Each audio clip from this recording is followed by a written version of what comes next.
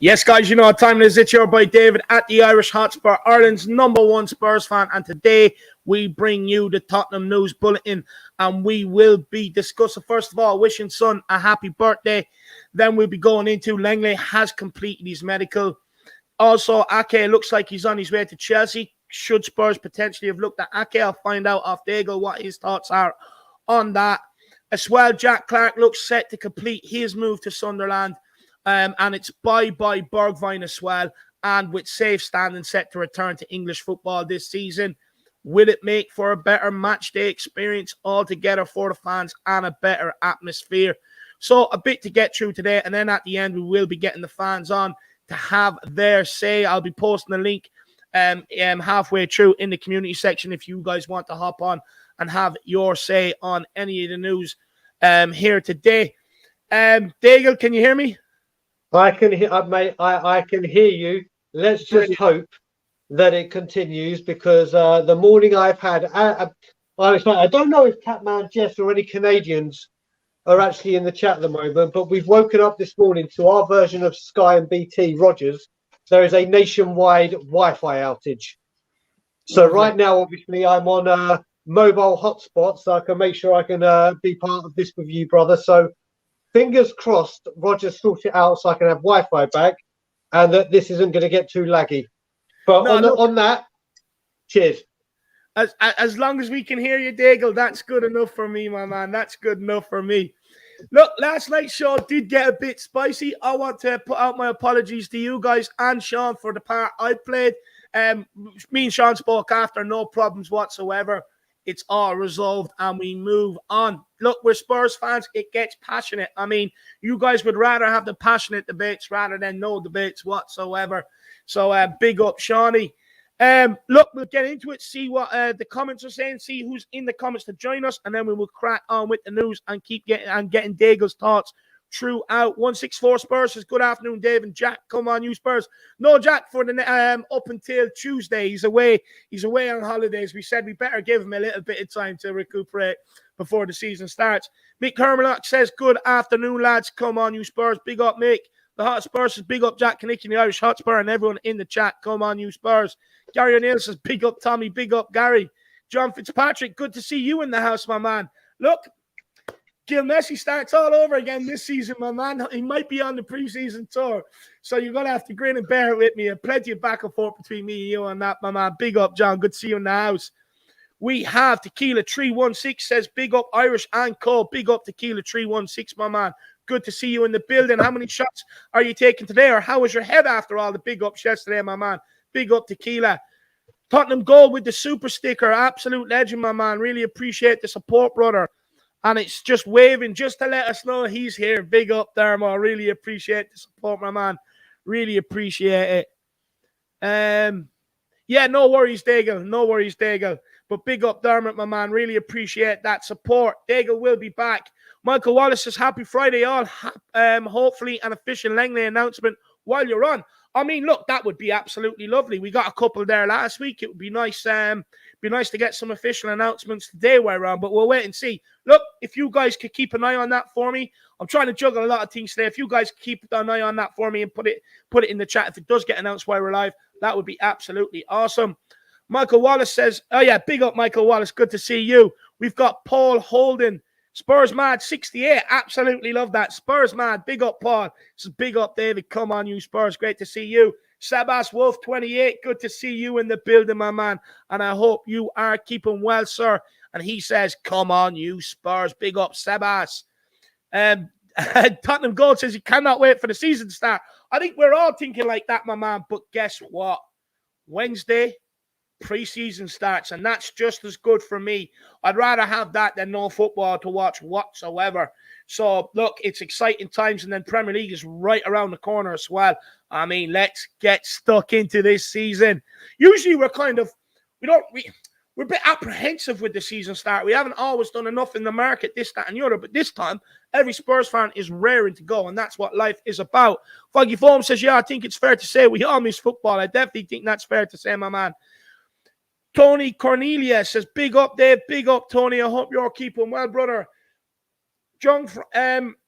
Langford says, Jed Spence, I think we should walk away. Someone made a very good comment yesterday in the chat on Jed Spence, and they were saying it's very similar to Tomiyasu. We were expecting Tomiyasu to walk in here last summer, and then Romero came out of nowhere. Now, could it be the same thing with Jed Spence that's just dragging on and dragging on and dragging on? Look, I can understand it from both sides. Spurs don't want to overpay for the youngster like we ended up doing with Jack Clarke and stuff like that. And Middlesbrough are holding out for the best fee possible for them because they want to use that money to conduct transfer business. So this one might rumble on a bit longer yet. Look, there's no way this is going to happen before we fly out to Crete. Just not going to happen. But I'm starting to question, are Spurs really interested, or are we using it as maybe a bit of a cover to go after someone else like we did with Tomiyasu and Romero? Daigle, my man, what's your thoughts here on John Langford's comment? Says he thinks we should walk away from Jed Spence, but I was saying that someone made a great comment yesterday where they said it's very similar to Tomiyasu, and then Romero came in out of nowhere, and we were using Tomiyasu to flanker that. Do you think it could be the same with Jed Spence here? Yes, I do. I think Jed Spence, like we were saying on your show yesterday, where I actually think there's something big cooking. There is something big. A player may not be value-wise, but I mean a player that will add pure quality to this team. I think there's something very big going on behind the scenes, and it's looking more and more likely that Jed Spence is being used in this way, doesn't it? It does.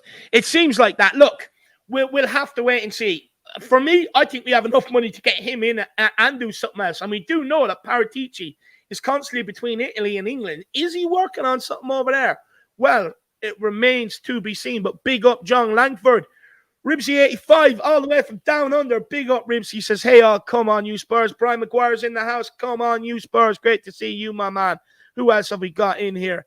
Aidan Kearney says, Spence only a 74. That's on FIFA. Big up, my man. Big up. Absolutely love that. We've got Cooper, Gulf Coast Hotspur. Big up. Thanks for the update, guys. Come on, you Spurs. Big up, Cooper. Really appreciate it. Look, we're not doing anything special here. All we're doing is gathering the headlines, putting them into one place, and just having our thoughts on them. Nothing special whatsoever, but really appreciate that, though, Cooper. Wembley 1 says, good afternoon, everyone, on this baking afternoon in old London town. Are the new look Spurs merrily red hot or actually white hot? Come on, you Spurs. Come on, you flat cap army. I would say white hot. I don't like using the word red. I don't like wearing red either. So I would go with white hot Wembley 1. And look, it may be a good day over there. Today, it's kind of cool here, which I'm glad about because I was sweating like a pig yesterday. I'm not going to lie. Look, I'm a big guy. Big guy sweat, and my God, I was sweating like a pig. I was like Brian's favorite place, Niagara Falls. By the end of the night, honestly, it was absolutely ridiculous, Daigle. Well, I didn't know where you were going with that, but then the way you dropped that was perfect, brother. You dropped that perfectly. I was worried. I was starting to question myself when I said it. Is Niagara Falls around Brian? I started to question myself, but I got it right. We'll go with it. Dan M says, evening, Dave and Brian. If you had told me a month ago we have 5 signings by Korea, I'd have bitten your hand off. I mean, Dan M, I think we all would have, Brian. Correct. I mean, it's... Excuse me, I've called this the summer of our dreams because this is what it has been. This is what we've all wanted. Wherever you are on the fence, we all wanted the club to invest in the players that the manager wants. Yeah. And we're doing it. We're doing it, and we're doing it early.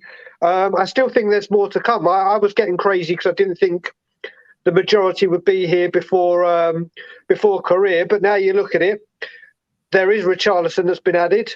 Because that's when I was the time I started getting worried was obviously we signed Foster, we signed Perisic, great, Bissouma, great, and then there was a little lag. So I was like, oh, here we go. But then bringing in Richarlison and now Lenglet, and let's see if it is Spence or a smokescreen. That's 5 minimum, which is a great achievement by the club. It's a very good achievement. Look, we've asked them to act early and they've done that. And what I will say is, for once, they've put us in the best possible position heading into a season, even heading into pre-season. For once, they've put ourselves in the best possible position.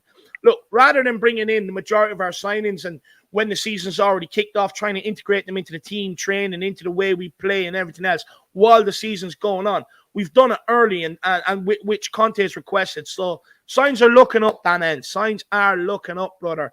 Big up, you know, man. you got to add to that, David, as well. You got to remember this is a World Cup coming up, so the conditioning to get them fit to Conte's standards may benefit them not picking up an injury or being suspect to an injury because they've been trained to condition the way Conte wants them to. So it can have huge benefits to their health, to their well-being, their lack of injuries, and also going to the World Cup. So it's huge this summer to get it all done.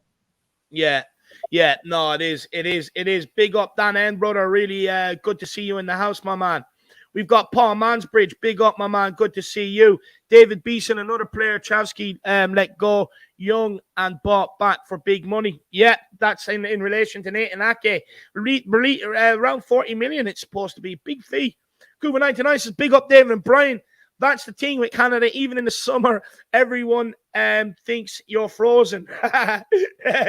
Big up, Cuba. Good to see you in the house. Who else we've got? Gary O'Neill, big yourself up, my man. Welsh Gal, great to see you in the house. Big up, Dave and Mr. Daigle.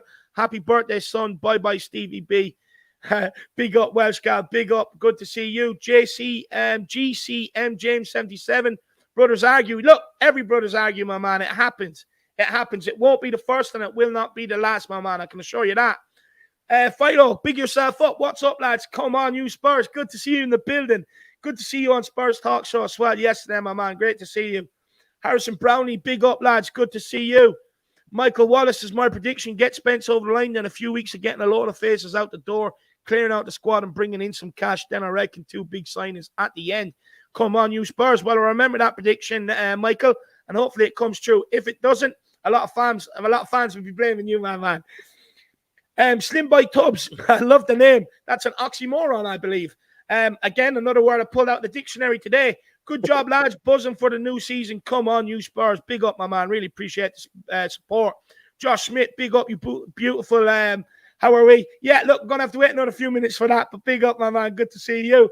James Jarvis, big up, Dave, and the Harris Army. Great to see you, brother. Jeffrey Miller as well. Little White Yid. Big up, Dave and Brian. Keep up the good work, lads. Come on, you Spurs. Really appreciate that, my man. Good to see you in the house. Roy Park, big up, David. Big up, my man. Donovan Oosterreicher, way to go. Have a great weekend. Same to you, brother. Great to see you. Daryl Denton, way Arsenal are playing. I need a laugh. Yeah, I think the preseason started today, didn't it? I think for them. I'm glad to hear, guys. Kiss and make up. Come on, you Spurs. Yeah, of course, Duncan. Of course, my man. Neville Morgan says, Dave, bro, Irish brother. You guys are champs. Come on, you Spurs. Well, Neville, my man, I really do appreciate that. Such kind words. Look, we're not champions. We're just fans that sit here in a privileged enough position and we just sit here and just talk Tottenham, my man. That's all we are. By no means champions. But what I do hope is that Tottenham are champions by the end of the season. I mean, that would be absolutely unbelievable. It'd give me a raging hard on as well. You know, it'd be absolutely unbelievable. But big up, Neville, my man. Really, really appreciate the super chat, brother. Great to have you in the building as well. And good to see you. How's life? Where's that currency from, Brian? Do you know? Say again? Do you know where this is from? ZAR, the currency.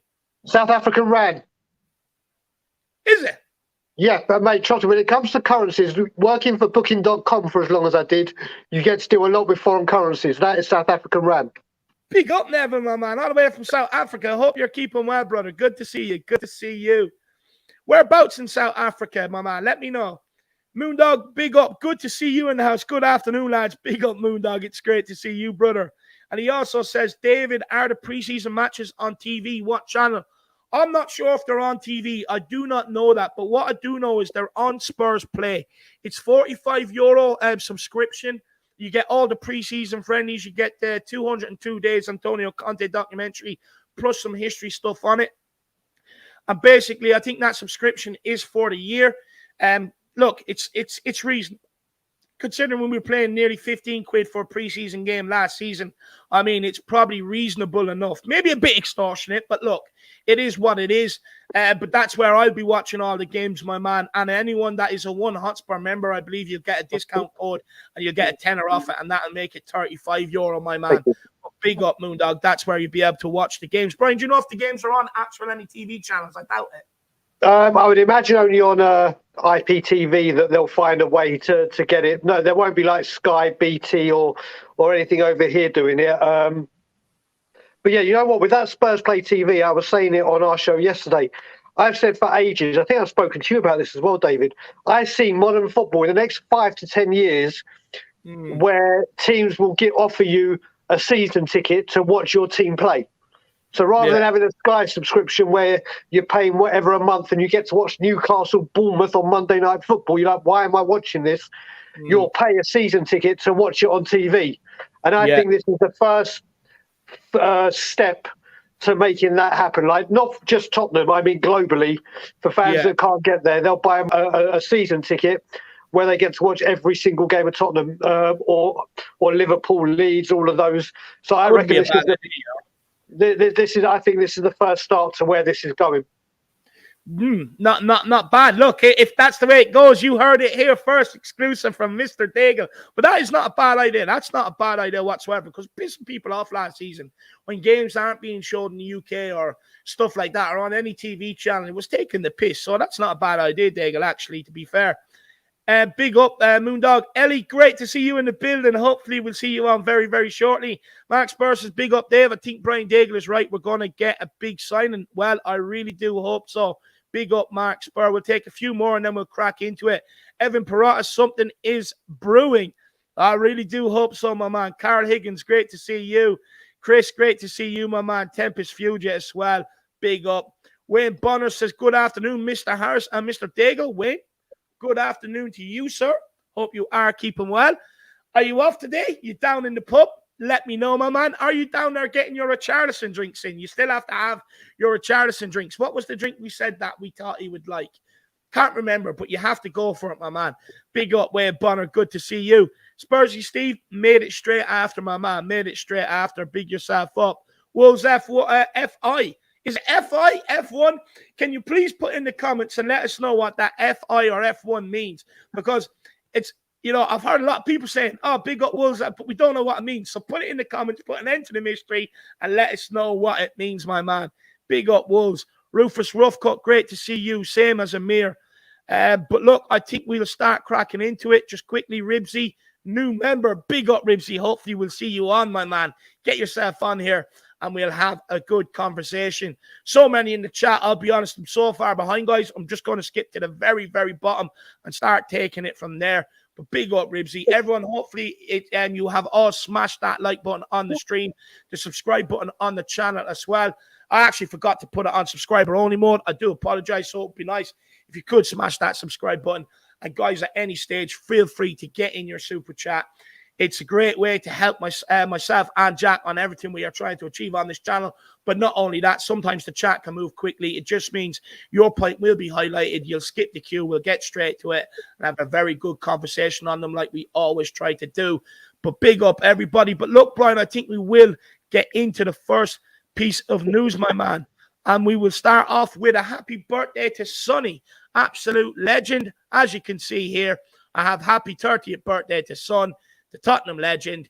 232 Premier League appearances, 93 goals, 46 assists, and the first Asian player to win the Premier League Golden Boot. So, Sonny, thank you for everything you've done for Tottenham for Tottenham in our jersey so far, and long may it continue. Happy birthday, kid, and I hope you have a good one. Brian, anything you want to say to Son? Yeah, I mean, mate, thank you for the memories. Thank you for everything you do for this club. It's honestly, that guy's smile just lights up the world, I swear to God. And if he's smiling, the world is okay. I mean, just seeing that picture today at Ben Davies' wedding, where he's celebrating like he scored a goal. But the other thing I've got to say, but I'm very surprised at you, David. You've forgotten someone else's birthday today. And someone else very, very close to home for you. It's also a certain Robbie Keane's birthday. Oh, yeah, look, I'll ring Robbie later and I'll wish him happy birthday, my man. Don't worry about that. But yeah, Sonny, what a legend in the making, or not in the making, he already is. Let's face it. We are very blessed to have him. Yeah, no, we are. And for him to sign a new contract when we were in turmoil as well, absolute legend. Big yourself up, Sonny, and happy birthday. Exactly, Ellie. You tell him, smash the pig in daylight out of that button. Big up, Scotty Hynam as well. He says, big up, Dave, Brian. I was going to call you Brains. Brian and to all. Come on, you Spurs. And Wayne Bonner down the pub having a 2-pointer of Carlsberg for Richarlison signing and got the bottle of Jack at home for Lenglet. Yes, that's it. That's it, my man. Make sure you drink responsibly, first of all. Drink responsibly, but do have fun, my man. Do have fun. Big up, Wayno. So that's Sonny's happy birthdays. So the next part we move on to is Clement Lenglet. And I do want to... But before I give the latest on Clement Lenglet, Brian, I believe you got a Lenglet song onto Spurs. Yeah. Am I correct? Yeah. So basically, we knew he was coming and they'd already put a song out. And I was like, Joe, I was just listening. And then for some reason, I don't know why, that song, remember, la la la la long, la la la la long, long lay. And I fucking was like, bang, right, okay, let me just send it to them. And they're like, do you know what? We've had so many songs that are wordy and like you've got to have the. Sometimes they don't just pick up. Sometimes they just need a short thing like Ollie Ollie skip. So I was like, I sent it to them, and they're like, we'll give it a go. And it's getting quite good. Don't get me wrong, it's getting some bad reviews as well, but it's getting more good than bad. Let's put it that way. Oh, absolutely love it. Let's give it one more belt, Brian. La la la la la la la la Lovely. It's now going to be in people's heads. So the amount of messages I've had, thanks, Brian, that's in my head all day. Absolutely love it. Absolutely love it. You'll find Lenglet is pronounced Longley, which sounds like most people's idea of a good time. Big up John Ratcher. Absolutely love that. Big up Steve Sheezer as well. Big yourself up. But guys, the latest on Clement Lenglet is, and this is from Fabrizio Romano, Clement Lenglet has just completed medical tests with Tottenham, just waiting for the club to announce fifth signing by Paratici. Now, this also comes off the back of reports from Sky Sports earlier today, saying Clement Lenglet reportedly arrived in London yesterday and spent the night at Hotspur away, Spurs' training ground, before completing a medical ahead of finalising his season-long loan from Barcelona.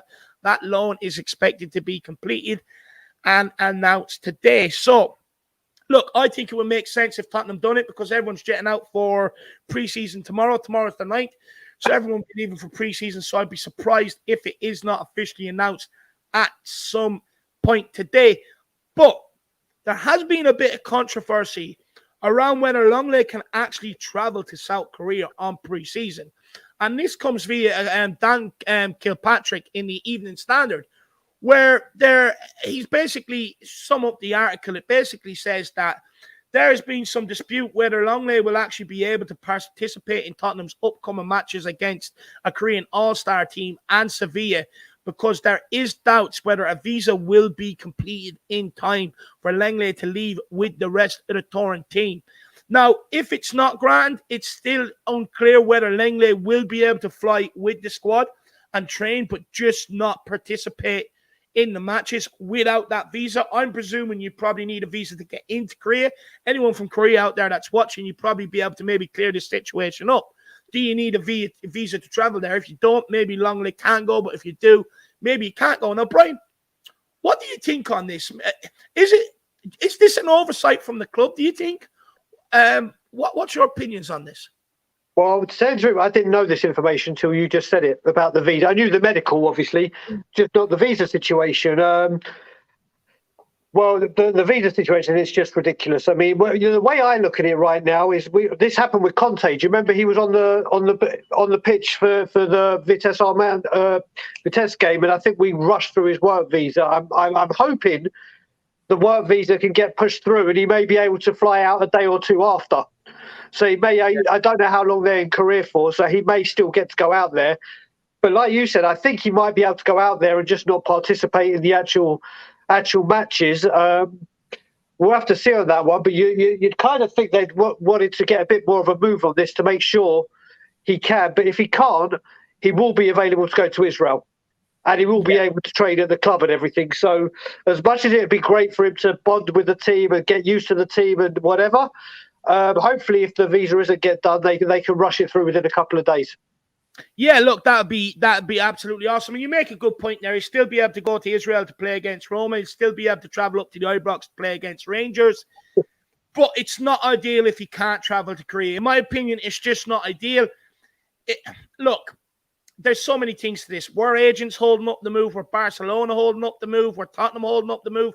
I would like to think that Tottenham were trying to push for this ahead of time so that they could get him registered, that they could foresee this problem coming. But look, it remains to be seen. It remains to be seen. We'll wait for this issue to be cleared up. Brian, Chelsea going for someone like Nathan Ake today. Is that someone we maybe should have explored instead of Lenglet, or are you happy still with Lenglet? Do you know what? When he was at Bournemouth, I loved him. I absolutely loved him. And I thought there's a player here. Then obviously he does what a lot of these players do, like Danny Drinkwater and whatever. They move from the club to the big clubs, and then their career just... They hardly play. Do I think he could be a good player? 100%. 100%. I think he could be a good player. But what we're doing right now is we're going for established players. We're going for players that Conte knows can come in and do a job. And I think Ake is one that he'd have to mould. So would I like to see him? Do I think there's potential in him? Yes. Do I want to see Conte get one that's a risk? No. Yeah. Yeah, look, I agree. Look, Nathan Ake has kind of been on the peripherals for quite some time, and it is a bit of a risk to bring him in. Plus the hefty fee at 40 million. Look, I'm happy we went for Lenglet. I think going with Lenglet, it's clearly pushing out the can for a Bastoni down the road. And I've seen a number of reports today. It's suggesting that as well. I think I've seen one from Football London where they're kind of suggesting that Spurs are still waiting to see if they can get Bastoni. They're going to push the ball out for Bastoni. He is the number one target. Are you happy the club is operating like that, right? So, I mean, let's look at it. I'll go back to when I wanted Dusan Vlahovic. When I wanted Dusan Vlahovic, and it was like, let's get him. And then it was rumoured at 300 grand a week. I was like, hell no. Hell no. I'm not having my club held to ransom with that. You don't come in above Harry Kane. And it's kind of what we've tried to go for Bastoni, but Bastoni has said he wants to stay at Inter. You can't knock the club for that. I actually think that shows great integrity from Bastoni, saying, right, listen, This is my club. I like when players, all right, it's not helped us, but you look at it, and the main options that we want, him, Gvardiol, who was the other one, Bremer, they may not be available this summer. And we know that Conte wanted Lenglet at Inter, and he's identified him as a player of interest. So if he's the most obtainable one you could get for a year, so you can work on your number one target, it's kind of like when Klopp wanted Van Dijk. When he couldn't get him in the summer, they're like, we'll get you other defenders, we'll get you other... And Klopp was like, no, I want Van Dijk. And then they went and got him in January. So I think this could be just, right, we need strength in depth. I need someone I think I can trust and I wanted before. So I think it's smart. Whether it turns out to be that way, we'll have to wait and see. But if this is what we have to do to get our number one target next summer, then fair play. Yeah. Do you know what, Brian? For me, I'd rather the club act like this rather than just bringing in an emergent. Well, look, Lenglet probably is an emergency stopgap. But what I mean, rather than spending money on that or spending money on your fourth, fifth choice, because obviously from your number one down to your number five, the quality drops each option you're going for in your eyes. That's why you have your targets from 1 to 5 or how many ever they have there. And for me, I'd much rather us hold out for another year. If Conte thinks we have enough with Ben Davies and Clement Lenglet on that side to get us by for a year and wait and go and get Bastoni. Because, Bastoni was at Hotspur away with Italy over the summer. Now, I doubt Tottenham will be waiting for a year unless they thought they would be able to get him, in my opinion. If it was completely closed, I think we would probably be going all out for Gvardiol. We probably would have actually signed maybe... Well, actually, no, we probably wouldn't have signed Clement Lenglet because I know Paratici likes to get it done. He likes these loan deals first, doesn't he? He likes it to try before you buy. But I'm happy that we're actually kicking the can down the road and we've actually identified the number one target and we're going after it, because I'm hoping next summer we don't have nearly as many positions as we have to fill this summer, so that next summer we can actually just focus in on Bastoni, go and get it done. That's what my hope is, Brian. Well, this is what I was going to say, Steve. I'll be interested into what you say, and obviously people in the chat. Yeah. If I was to say to you all right now, you get Lenglet on loan and maybe Ake for 40 million, or Or Ake goes to Chelsea, so we're talking a 40 million value. But you get Lenglet and you're guaranteed Bastoni or Bremen next season, or you sign Ake for 40. You're going to go Lenglet and wait if you know you're going to get Bastoni, aren't you? Rather than waste 40 million. But when I say waste, I mean potentially he could turn out good. Potentially it could be a huge flop. But if you know that Conte could get what he said was his number one target next summer in Bastoni, and you have a loan player for one season, then you're going to do that, aren't you? Yeah. No, 100%. Look, I think it's very shrewd business. Look, for me, that Ake to Chelsea stinks of desperation by that new owner, if I'm being honest, especially the fee they've paid. For me, I actually think, again, we've operated smartly by getting this guy in on loan, because what you're doing is you're giving him the season to see if he comes good. If he does come good, you can buy him nice and cheap, but still go and get Bastoni as well. And rather than get caught into a transfer fee and trying to make it work with a player, like we've done with a Davies and Sanchez, a Joe Roden, people like that, where you're stuck with them on the wages, you pay the transfer fee, and there's just no progression there. So I think it's a very, very smart move by getting Lenglet in on loan. And look, hopefully it will pay off dividends. That is the hope. Wolves FI, it's a capital I, so we established this FI, and it stands for Finland. Big up all the people from Finland, my man. Big yourself up, and I hope you're keeping well. I'm glad we could clear that up. It's great to get that cleared up. It's been one hanging around the fan base for a while. And then Dan THFC says, underrated signing. He will be a beast under Conte. Brian, do you share Dan THFC's optimism that he could become an absolute animal? So personally, I don't know enough of him to say that. I know Dan and his football knowledge, especially in European football, is phenomenal. I watch as much football as I can, but being a married man and my wife being the most supportive wife in the world when it comes to me and my streaming and antics that I get up to, I've cut back on watching as much football as I did. But listen, if Conte, again, we use this, if Conte wants him, I want him. And his stats, listen, he's got attributes that are incredible. And like Sean said, he's got attributes that he's woeful at. Yeah. But now we've got that set piece coaching and Conte gets to work with him. It could be incredible. Going back to Ake as well, if you look at when you said desperation, it really did trigger something with me. Because if you look at it, the ones that they brought back, Lukaku, flop. Ake could be a flop. The two they've missed out on, Mo Salah and Kevin De Bruyne, that they didn't bring back, and look what they happened to them. Yeah. So their eye for talent's a bit wonky. No, 100%. I couldn't agree more. I actually couldn't. You make a very good point there about the players they brought back and it hasn't worked out. You're absolutely spot on. And look, I'm not sure Ake is the right signing for them either. I really don't. I'll be surprised if he hits the ground running. But look, Dan, for me, I think, look, it's clear that when you look at our targets, we're looking for someone with ball playing ability. And I said this yesterday. If Romero's out injured, you don't have that ball player at the back. So it's important that you do have someone else there. Even if Lenglet doesn't start ahead of Davies, Lenglet can still come in if Romero's out injured, maybe suspended. We know how aggressive the guy is. Lenglet, and we're not losing that ball playing ability. You just slot Lenglet in over the other side. Look, if the two of them play, brilliant. It means we should be able to dominate games by being able to play out from the back into the midfield, into the front line. We've got a lot of technically good players. And hopefully I would like to see maybe the way we play this year change a little. Because since Pochettino have been watching counter-attacking, defensive football, it'd be nice to start seeing us play the Spurs way on the front foot, exciting, getting people out of their seats. Because they're allowed to stand this year, by the way, which we will be touching on. But that would be absolutely ideal. But I'm not naive to know that this is a risk, but I'd like to think it's a calculated risk. And what I mean by calculated risk is that they've done their homework on this guy and that they do think that they'll be able to get better. And I think they will, because if you look what Conte has done with Davies, Eric Dyer, phenomenal seasons. First good season for me, in my opinion. I know a lot of people disagree with this. In their 7-8 years of being at this club, they finally showed up. And I think when it comes to Lenglet, I think it is a risk, but like I said, I like to think it's a calculated risk, but we're not naive to that. Maybe there are some defensive frailties there. Now, hopefully this is something that Conte can work with this guy on and maybe improve him. I know Barcelona fans hate him, but imagine walking out in the new camp, 98,000 or something it holds.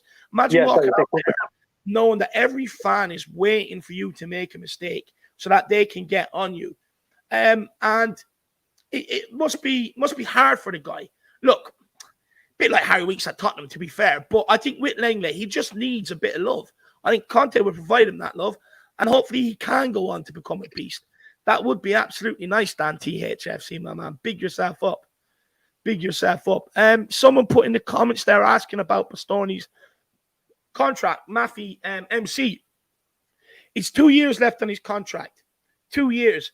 So what I'm thinking by bringing in Lenglet on loan as well, if something develops towards the end of the transfer window where Inter do need to offload him, Spurs are still in a position to be able to go and get that deal done. That's why bringing in Lenglet is smart. And Bastoni does have 2 years on his contract. So this summer is Inter's last real chance of getting big money for him this summer or January. And I think Tottenham maybe are waiting to hopefully prey on that, because then going into next summer, his fee reduces into half, basically. And he's 1 year left in his contract. So I wouldn't write it off yet. I don't want to give up on Bastoni. I'll be honest. Look, you probably should write it off, but I just don't want to give up on Bastoni. I really don't. Wolves Finland, really appreciate the support, brother. Really appreciate it. Do you still live in Finland? Let me know. Do you use euros over there, brother? Let me know, my man. Big yourself up, Wolves Finland. No comment, just a donation. Really appreciate it, brother. John Stokes says, evening, Dave and Brian, best Spurs show on YouTube. Look, we're not the best. I'm not naive to know we're not the best, or to think that we're the best, but we strive to be the best. I think that's the most important. As long as every day you strive to be better than the day before, well, then hopefully you'll be on your way to being the best. But John, really appreciate the comments and the sentiment, my man. Top man. Big up, Johnny Boy. And Dante HFC said he's had confidence problems ever since the 8-2, and I think that was against Bayern Munich. Brian, are you concerned by Lenglet's confidence issues? Because, look, at Tottenham, he plays the first 3-4 games, Brian. He makes a few mistakes. Fans will get on his back. I know I will too. Well, I mean, what you got to remember as well is he's got the. Can you imagine? And we've seen it all on anywhere you go. When you know you're going to work for Antonio Conte and Antonio Conte has handpicked you, if that doesn't correct any confidence issues, then there's got to be something wrong with you. And then as you go forward and he trains with him, you got to remember defenders will make mistakes. They will make mistakes. And there's a lot of people on here, and I'm one of them really, where I judge a player after 10 games. Like a run of 10 games or a block. He's coming to a new... Listen, he's played in Spain. He's a French international. We all know that there is a big difference to all leagues when you come to the Premier League. You look at players like Dennis Bergkamp and Thierry Henry, and I hate to bring the filth into it, but it took them a good 6 to 8 months. Right? They're losing 2-0, by the way. Say again? Arsenal are losing 2-0, by the way. I didn't even know they're playing. Fantastic. Yeah, fantastic. Brilliant. Brilliant. Wonderful stuff. The day gets even better. But yeah, so you look at those players, and I'm not saying he's going to be anywhere near a Bergkamp or a Thierry Henry. I'm not stupid. Well, maybe I am. But it takes players a little set. I mean, we got Kulusevski and Bentancur where they slipped in straight away, but that doesn't always happen. So if he loses confidence or he needs to regain confidence, the last thing we should do is heckle him or not boo him, but like we do with Harry Winks or other players that we've turned on, because that will just bring him back to where he was. Yeah. Do you know what it is though, Brian? It's a fine margin. I fully understand what you're saying, but do you know what it is for me? I give them a period of games, and if I just don't see it, I find it hard to kind of like boost their ego. You know what I mean? Yep. I find it hard to try and boost their ego. Look, you know what I'm like with Winks anyway. You know what I'm like with that guy. It's like, do you know what it is, Brian? It feels like they're after shooting my mother or something like that when players play badly for Spurs. Honestly, it does. I take it personally. I take it to heart. I really do. It really hurts me, and I find it hard to forgive them after that. I really do. I'm just being honest. But big up Dan THFC. And then Colin Turner, my man, really appreciate the support, brother. Big yourself up. Top support today, guys. Absolutely unbelievable. But look, we'll keep this ticking along, tickety-boo, nicely. And we will move on to the next part. And that is Bournemouth are in talks with Tottenham Hotspur for the signature of Japhet Tanganga, and this was reported by Charlie Eccleshare of The Athletic. Now, this comes off the back of claims yesterday by Gianluca Di Marzio, saying AC Milan were interested in Tanganga and that they had also met with his agents. Charlie Eccleshare also confirms that today in that article that Milan are interested, along with Napoli, who are monitoring the situation. Now, Japhet Tanganga made 19 league appearances across all competitions last season, with 11 of them coming in the Premier League. As we know, 2 injury-hit seasons from more or less the missed the back end of last season. The season before that, missed the start of the season. He's at 23 years of age. He's at that point where he's coming out of that development stage. He's probably going to start being the player that he's going to be now.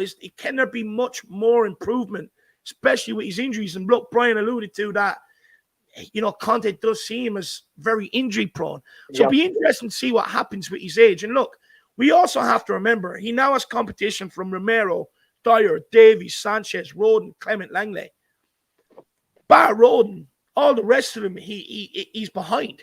He's behind them. So what does he do? I mean, it's hard. Look, he's not going to get in ahead of Romero. He won't get in ahead of Dyer. He won't get in ahead of Davies. Sanchez is the next call off the bench. Clement Lenglet as well. So, I mean, he's falling further and further down the pecking order. Will he even get Look, he probably will get preseason at Tottenham maybe to show his worth. He was one of the first ones back this summer. So it'll be interesting to see if he can come out with traps flying in preseason and show Antonio Conte what he can do. He also, Scott Parker, is the manager of Bournemouth. Scott Parker worked with Japhet Tanganga in the youth setup when Scott Parker was working in the youth setup, claiming his coaching badges and stuff like that. So he knows exactly what type of player he is, exactly what type of lad he is. And for me, I think it would make sense if we could get him a loan move to Bournemouth, because it keeps him in the Premier League. It keeps him in Tottenham's eyes for the whole season. And look, if it works out, he's 24, get him back into the team. If it doesn't, he's 24, sell him. He's played in the Premier League. There should be a good sell on value. Brian, what do you think of Tanganga? Do you think Bournemouth would actually be an ideal move for him alone, rather than maybe selling him to the likes of Milan or Napoli? Or would you rather sell him out, Ellie? Well, do you know what, David? As you were going through your views there, you said something I was about to say. I was like, okay, I'll go back and use this one. And then you said it. And then everything I was about to say, you have pretty much got bang on the money of what I was going to say. It's like literally you've stolen the words out of my mouth. What I will add to it is I completely agree. I think Bournemouth makes a hell of a lot more sense than going out to Milan or whatever. All right, go to Milan, you learn a new culture, you play in a very big league for a very big club, but you're missing out on the English game. You're missing out on the physicality of it. You're missing out on so much. And Scott Parker, who has identified him and, as you said, knows him very well. And Bournemouth, let's face it, Bournemouth play good football. They, even when they're up last time, they do play good football. They're not one of these Stokes or Burnley. They will put the ball on the floor and try to play it. Sessegnon is a player I love. Maybe it's because he's homegrown and we give them that extra bit of leeway. But what I will mention, both with him and Sessegnon, who's another player I like, for me, this year for them is make or break with their injuries. Yeah. I don't care if they have a very, very good season, but they only play 13, 14, 15 games.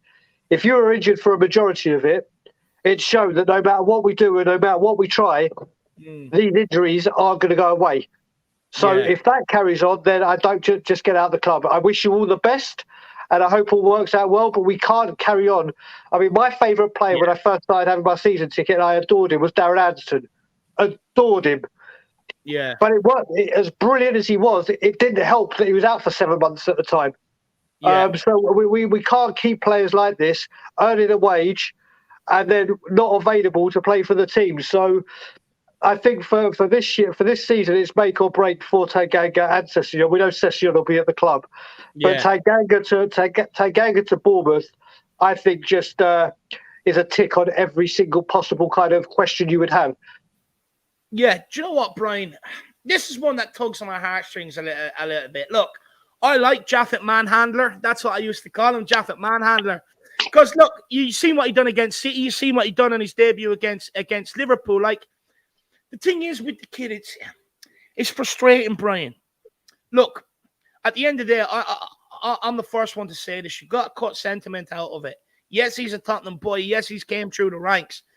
It's always nice to see that. But unfortunately, since that time, he has not progressed. He's regressed with the injuries. And there comes a point where you can't keep persisting with a player, hoping that, okay, this season he won't be injured. This season he won't get an injury. This season he won't get an injury. It kind of reminds me a bit like Ledley King, but Ledley King was absolutely unbelievable. And look, where I'm at right now, he's 23. Send him on a loan to Bournemouth for one season only.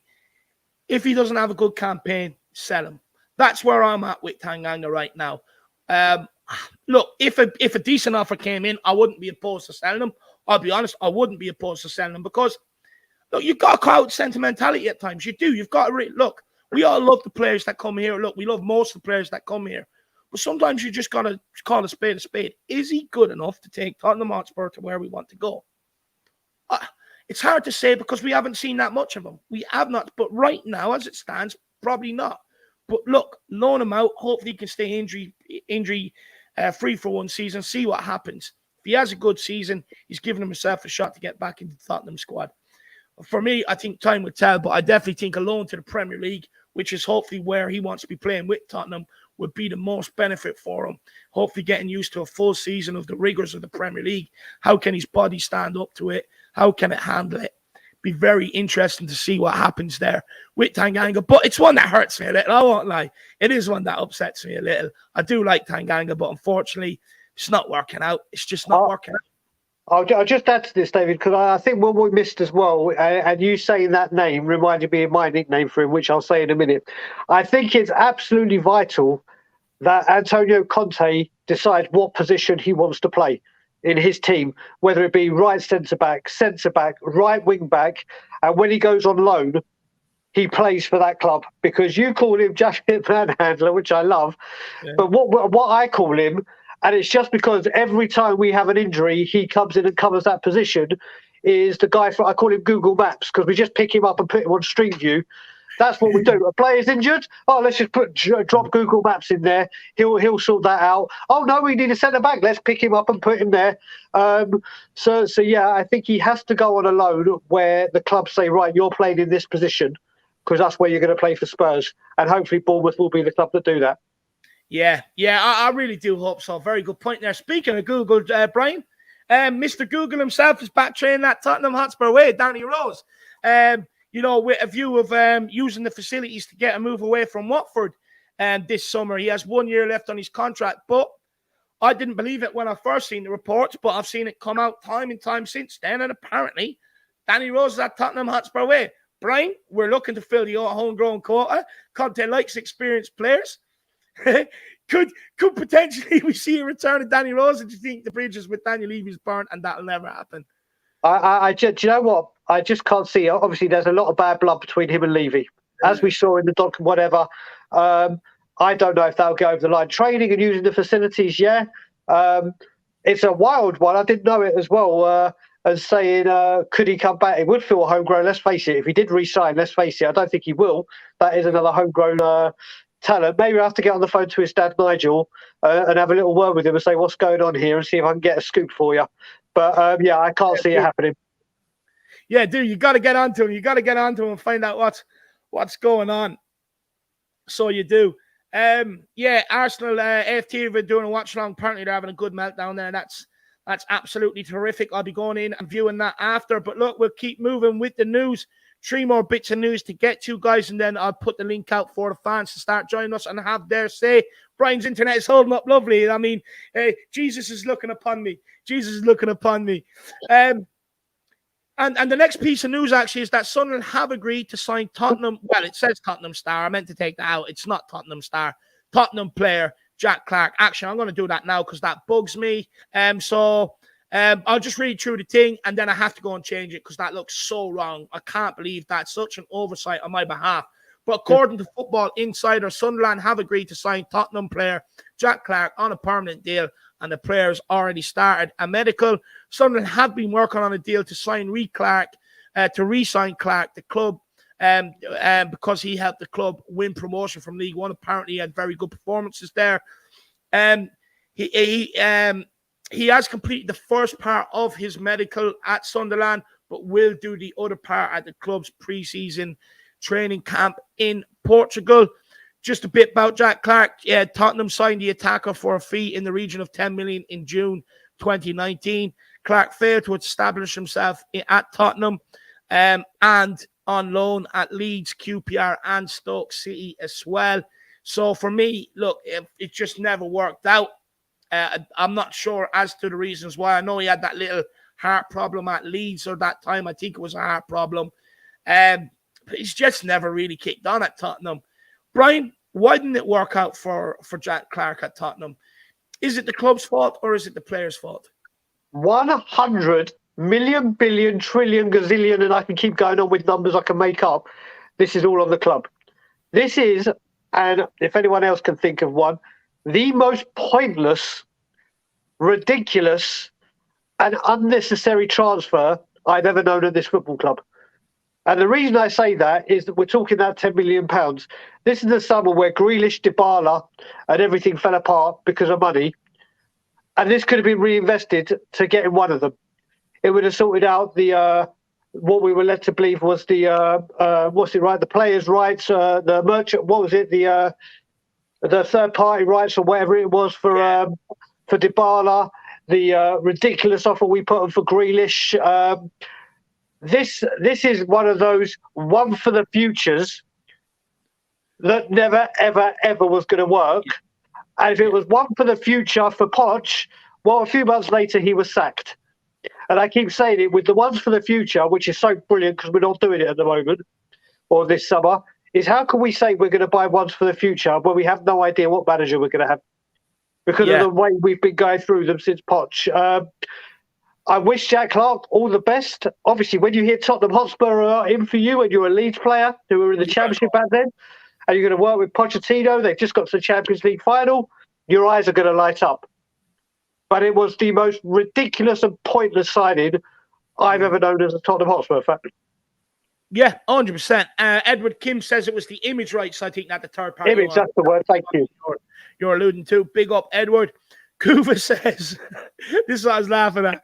It's not wrong to call Jack Clarke a star. The boat glimmers of an ancient event and there's nothing left anymore. Kuva, he's so intelligent. He's that intelligent, he can turn anything into comedy. Big up, Kuva. Ribsy85 says, Sunderland have agreed to sign Tottenham. Confusing waste of time. Jack Clarke, good luck, kid. Yeah, look, League One is his level. League One is his level. Look, I'm going to wish him good luck. He's a youngster. He's got his career ahead of him. Best of luck. But for me, I'll be honest, I slightly disagree with Daigle. I think it's on the player. I think, look, we pay out the money. We pay his wages. We give him what he wants. He comes here.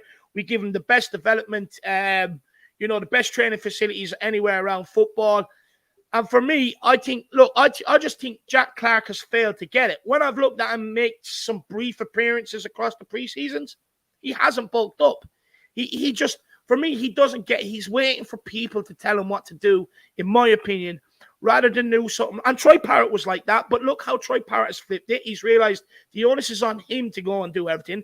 He shouldn't be waiting for people to tell him what to do, because if you're waiting for people to tell you what to do, your career is, the chance of you making it is very, very slim. But if you're proactive and you want to do better and you see areas of your game where you can improve, and you go about setting about doing that without being told, you're more than likely going to make it. And for me, I just think Jack Clarke got too comfortable down in the under-23s. That's my opinion. I think he got too comfortable.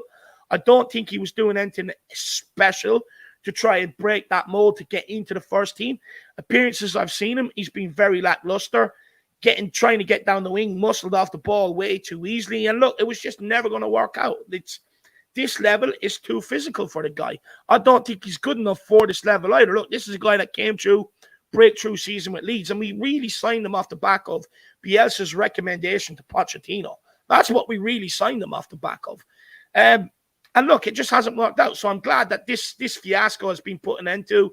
No point in keep loaning out a guy that he's never going to play for Tottenham. Just cut the crap, get him gone, and stop blocking the pathway for the next kid coming through. That's what I say. But look, best of luck to Jack Clarke. I know my views may come across harsh. He's not really. Do you know what it is, David? I'll just quickly add to that. What you said, I completely agree with. Completely agree with where the player has some responsibility to get into shape, to do this and try and progress. But again, this goes down to awful scouting by the club. And awful, this isn't leaving. This is, again, ridiculously scouting. Never, ever was going to succeed. And if we hadn't bought him, he wouldn't have had the blah, blah, blah, blah, blah. But I genuinely think Bielsa, look, he made his breakthrough under Bielsa. Someone that Tottenham spotted him. Pochettino spoke to Bielsa, and Bielsa recommended him as a future talent. I mean, is it worrying that we're signing him off the recommendation of two basically people that are friends? Yeah, that is a bit sort of suspect, isn't it? It's like, okay, I can recommend someone for you. Listen, again, we've shown in the past, which we're correcting this summer, our due diligence and checking players out, and will they fit into the system? Will they be able to cope with the training and blah, blah, blah, has been diabolical over the last few years, let's face it. Well, now we're seeing a vast improvement. So either way, wishing well, like you said, we both wish him well. Everyone wishes him well. It was just the most unnecessary transfer I think I've ever seen.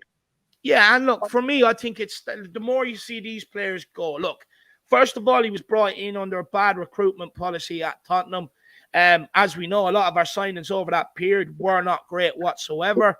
I think it was Steve Hitchen. I think this one was on Steve Hitchen again. I think I'm correct with that. Again, just another highlight of Spurs' poor recruitment, wasting money. And the more I see these players start to go, the more that I see that cycle coming to an end. You just can't keep players hanging around that are just never good enough to be here in the first place, or don't want to be proactive about improving. And I just haven't seen any improvement from Jack Clarke from day one when he joined to when he left. And again, it just, hopefully it started, along with Harry Winks, hopefully gets out. It's signaling the end of poor recruitment and poor players being here at Tottenham. But love your comment, Rimsey. Big up, my man. And really, really appreciate the support, brother. Absolute legend. Another outgoing, though, Daigle, and that has been confirmed today by the club. And it is by Bergwijn. Steven Bergwijn is officially the second player. Well, he was the second player. Jack Clarke is now the third player to leave Tottenham this summer after the sale of Carter Vickers earlier on in the transfer window. And Spurs announced this today on the Twitter page, saying we have reached an agreement with Ajax for the transfer of Steven Bergwijn. Wishing you the very best, Stevie. And then, look, this bugs me. I'm not going to lie, Brian, I will let you go first, but I have to come in on this after. Yeah. It's been touted around as Bergwijn's heartfelt message to Spurs fans. It consists of 2 lines, which to me is not very fucking heartfelt whatsoever, but it says, "Dear Spurs fans, thank you for all the great moments and memories. It was an honor to have been part of this beautiful club. All the best. Come on, you Spurs." Even though he had a bad attitude problem. So I don't buy into it. But look, Daigle, I mean, first of all, anything, you sad to see Bergwijn go? Do you think we should have maybe held on to him for one more season, maybe potentially? Or are you just happy to see him gone? So I'm very, very torn on this one. And we've spoken about this on many a stream on my channel, your channel, other people's channels. I really think, like Bob Spur, I really think there's a player in Bergwijn. I really do. And he has shown in glimpses, starting when he first came the goal against Man City, and he was flying before the original COVID lockdown. Then he got injured, and then from then on in, it was flashes in the pan and whatever. And you know what? Last season, I'm going to be quoting you, and there's certain things you say that I resonate with, and it's only you that gets through to me for some reason. Like the Carl Walker one, we famously know that I always mention you. Yeah. But when I heard you on your fan show earlier on in the week, and again yesterday when we were saying, when people said he wasn't given an opportunity, and then you elaborate on that and say, well, yes, he was. He just hasn't taken them. Yeah. I reevaluated and looked at it and said, do you know what? David's right. You are right. We're just talking about Jack Clarke and not being able to get into the team. Well, Bergwijn had a much better chance and much more talent and much more power and much more of a CV and a Dutch international. and he wasted that opportunity. Yeah. And I mean, I will always say I was there at the Leicester game with Simeon when he did what he did, and believe me, watching it on TV, and I've seen your reaction from your watch along, but you can only imagine what it was like at the stadium, and we were going absolutely ballistic. And you know what? As I said, I really liked it, but what I haven't liked, and we just spoke about, or I spoke about before with Bastoni, and how I admire his integrity and his dedication, his commitment by saying, no, I want to be at Inter, blah, blah, blah. The way Bergwijn's conducted himself over the last few weeks has not impressed me at all. So it's really, as much as I wanted him to do well and as much as I think there's a player there, he's kind of left a sour taste in my mouth. Now, I think he's going to do very, very well at Ajax. Let's face it, it's not a league to our standards. He's back home with his family, his friends, his yada, yada, yada. And he's played at a team that will no doubt at least challenge to be second every year, every single season. So he'll probably do very, very well there. I am upset that it's happened, but it was time to go. The way you've conducted yourself near the end, and as you said, he hasn't applied himself very, very well with the opportunities he did have. So sad to see him go, kind of, yeah. Am I happy because of the way he's conducted himself? Yes. Yeah, look, just quickly, Colin Turner.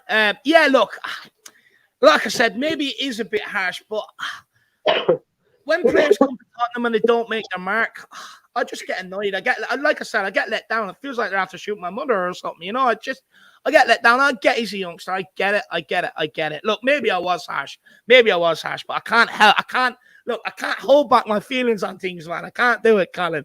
Hopefully you'll understand. But there you go, back to Bergwijn. I mean, as well, you make some very, very good points. And look, with Bergwijn, it was people were saying, oh, but he's never given a chance.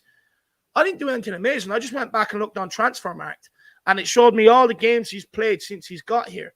He had numerous runs in the team under Jose Mourinho. The Gareth Bale season, he started off the season, played a good half of it, if not more. And then Bale got back to full fitness and took that squad. I'm not making it up. It's there. He started these games. He played these games. Played a lot. He didn't produce. He did not produce. Look, he came into Tottenham, started very well. Goal against Man United. I think, was there a goal against Man City thrown in there as well? Oh, yeah, Man United. Yeah, you're right. Yeah. And then he just failed to kick on. And I get, look, then misses at Liverpool, blah, blah, blah, blah, blah.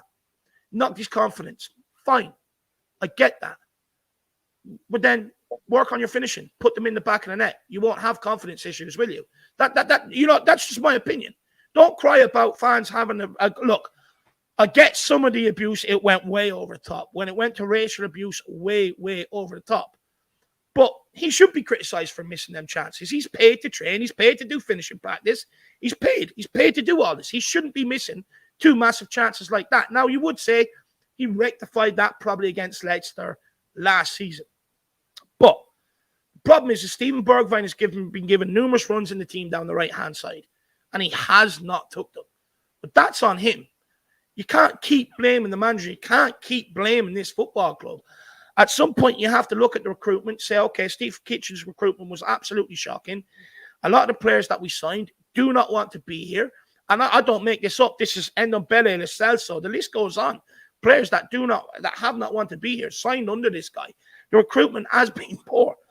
And at some stage, you have to put an end to it. Is there a player in Bergwijn? There's a real player in Bergwijn. If you could tap into this and keep the guy focused, keep him focused on football, there is an unbelievable player there. But the problem is with him is you just don't know what you're going to get. And I just fear that, look, from my point of view, looking at last season, came off the bench, scored a few goals. Brilliant. Thank you very much. And I do appreciate some of the good things he has done in the Spurs jersey. But unfortunately for me, the bad has outweighed the good. The bad has outweighed the good for me. He spent all last season moaning, complaining, having this bad attitude around the training ground. Why? You've come from Ajax to Tottenham in the Premier League. I get you want to play, but instead of sulking and moaning about it, go and work hard like Matt Doherty done when he wasn't in the team.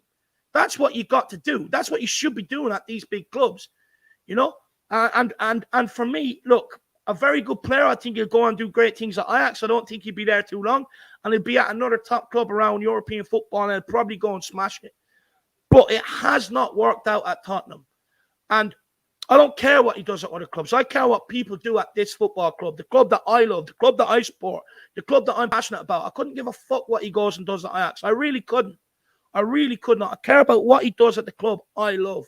And he just didn't do it. The bad outweighed the good. And for me, bye-bye Bergwijn. I know it's sad to say it, but these players, look, he's nowhere near as bad as Ndombele and Lo Celso, but he's not too much different. Ndombele has had some good moments and scored some goals. Lo Celso has had some good moments and scored a couple of goals. And it's the same with Bergwijn. Yes, his attitude has probably been a little bit better than theirs. But at the end of the day, for me, look, bye-bye. I'm ruthless. I want to win trophies. That's what I want. And I'm not sitting here massaging players' egos, whispering in their ears little sweet nothings, begging them to get out and give me a good performance. It should be a given.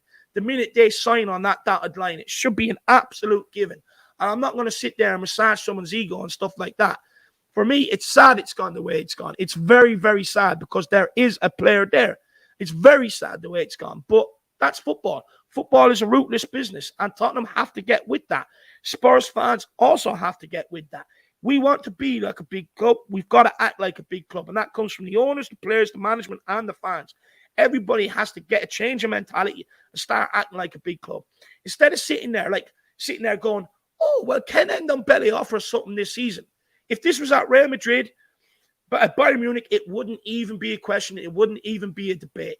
It wouldn't even be a debate. He'd just be gone. He wouldn't even get any press time. He wouldn't get any press, any airtime, absolutely nothing like that. He'd be a forgotten figure until it comes up. He's gone out to Mexico or something like that. Brian, do you think I'm being harsh? Probably am. I don't know.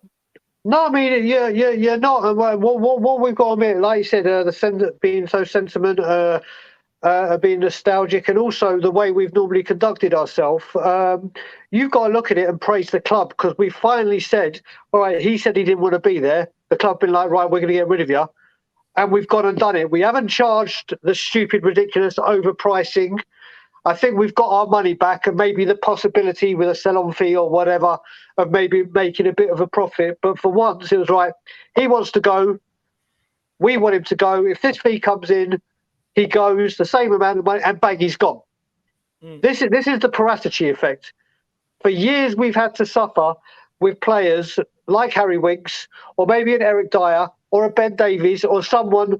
We kept getting people. We kept getting to the semi-finals or the finals, and then choking. And then rather than saying, right, with managers, when they say you've taken us as far as we can go, we're going to go and level up. Instead of saying that to these players, we've given them new contracts. Yeah. So this time it's been like, right, you're not happy. We've tried it. We're moving on. We're moving forward. You can go if this amount's come in. And it was the same amount, I believe, that we bought him for. So there's no over the odds price. Okay, there it is, bang. God, bye-bye. Yeah, it's taken a bit of time to get the cross the T's and dot the I's. But that's a show that, right, you're not wanted here, or we're moving on. Out you go. There's no messing about. Yeah. So hopefully this is the start of showing players, like, take the hit or make your money back, out. None of this, we're going to keep you around the dressing room. Out you go. So it's another show of intent from the club, or Paratici, to show that we're changing our ways. And it's more money in the coffers for the transfer window to keep Exactly. Tough, man. He says, David, where's your evidence that he had an actual problem? Look, Alistair Gold reported it. Alistair Gold put it out there. Put it out there a while ago that the guy has had an actual problem. Look, when you look at it, in the team under Jose Mourinho, found himself out of the team very, very quickly. Started the season under Nuno, found himself out of the team. And under Conte, nowhere near the team. Now, with Nuno and Jose, I believe if they had other options, he probably would have fallen further down the pecking order. Look, 3 managers have been here, and he's had the same fate under every single one of them. Starts off well under Jose, out the team. Starts off well under Nuno, out the team. Why does that keep happening? You got to question that. Why does that keep happening under 3 managers now? It's Conte not getting a look in. Even when he comes on and scores, he's still not getting a look in. You've got to question, why is that happening? 3 managers. It's not just Conte. It's 3 managers now. And he's had chances. And Big Boss Man, look, it's a report by Alistair Gold, my man. Report by Alistair Gold, but I hope you're keeping well. And then he also puts in another good question, or another good point here. So Conte loves him. He asked him to stay in January as well. Look, Big Boss Man, what I'll say to you is, these elite managers, they work off a 5D chess. They play 5D chess. With Bergwijn, he had nobody else. What's he supposed to do? If Conte could foresee that problem, I can't let him go in January, because if I do get injuries, I'm screwed. I don't have enough options in them areas. So he had no option but to keep Bergwijn. And he has to say that in the press to try and keep him some way content. He can't just go into the press, oh, well, we're only keeping him because basically, look, guys, he's a bad attitude, but we're only keeping him just to fill out the squad. He done that, he would not get a single thing out of Bergwijn. A single ounce out of him. Same thing with Harry Winks. He came out, said he likes Harry Winks. Did Harry Winks start many games? No, he didn't. And the reason why he said that about Harry Winks, just in case he got an injury and he had to call upon him, Winks would play for him. If he came out and said what those fans know about Harry Winks, he's shit, he's weak, he's not progressive enough on the ball, he plays really scared. When Winks is called upon, do you think Winks is going to put an effort for that manager? No. And that's what I say. When it comes to some of these players that are on the periphery, and managers say these things, sometimes you just have to understand that they're operating at a 5D chess. They're trying to keep these players, just in case something happens further down the line, they're trying to keep these players on side. Because if they do have to rely on them, what's going to happen? And we've seen this before. If the manager loses these players, they'll get the manager sacked. They've done it under Poch. They've done it under Jose. They've done it under Nuno. Conte is not going to risk that same fate. Jose Mourinho told them harsh truths in the press. Look what happened. They stopped playing for him, got him sacked. Think Conte is going to make that same mistake? Hell no. Hell no, he's not. He's seen what's happened. He said, okay, I'll do it a different way. But let's not. Sometimes we just have to understand there's a method to the madness sometimes. I think what you've got to add as well, David, with this, when it comes to maybe his attitude, is at the moment he's in the Dutch squad and he's playing well in the Dutch squad when he goes. Yeah. This is a World Cup year. And he wants to be on that plane. And the way he's going to guarantee being on that plane is going back home, playing in an Ajax team or any team he would have gone to. It's obviously Ajax now, week in, week out, and thriving in the Dutch league. And then he won't be oh, shall we pick him? He's not getting enough minutes. It'll be like, right, he's playing regularly. He's getting 90 minutes every single game. He's on fire. He's on that plane. He'll be a 100% guarantee, as opposed to but he's not playing enough football. I want to see him. So a lot of this could have been brought on by World Cup. Yeah, 100%. And Stephen THFC says there is no evidence that there is. It's been reported these attitude problems. It's been reported. It's put out there by Alistair Gold that he has attitude problems. And where do you think he's getting his information from? You know, look. Look, just look at it. In the team under Jose, found himself out the team once we got in players in that position to challenge him. In the team under Nuno at the start, very, very quickly found himself out the team. Doesn't really get a look in under Conte. Why? If his attitude was top class, he wouldn't find himself in that position. He just wouldn't. If his attitude was right, he'd be playing out of his skin and he'd make himself undroppable. But he hasn't done that. He has not done that. Look, that's my thoughts on it. But look, I can get other people's opinions. Look, Stevie B is one that people like, and 100% I get it. I mean, there's a lot to like about the kid. There is a lot to like. Look, what I say is I'm just delighted that we've recuperated more or less what we paid for him. I think, look, happy days. We haven't lost out, so I can't be too angry. I can't be angry at Bergwijn, but I'll try not to.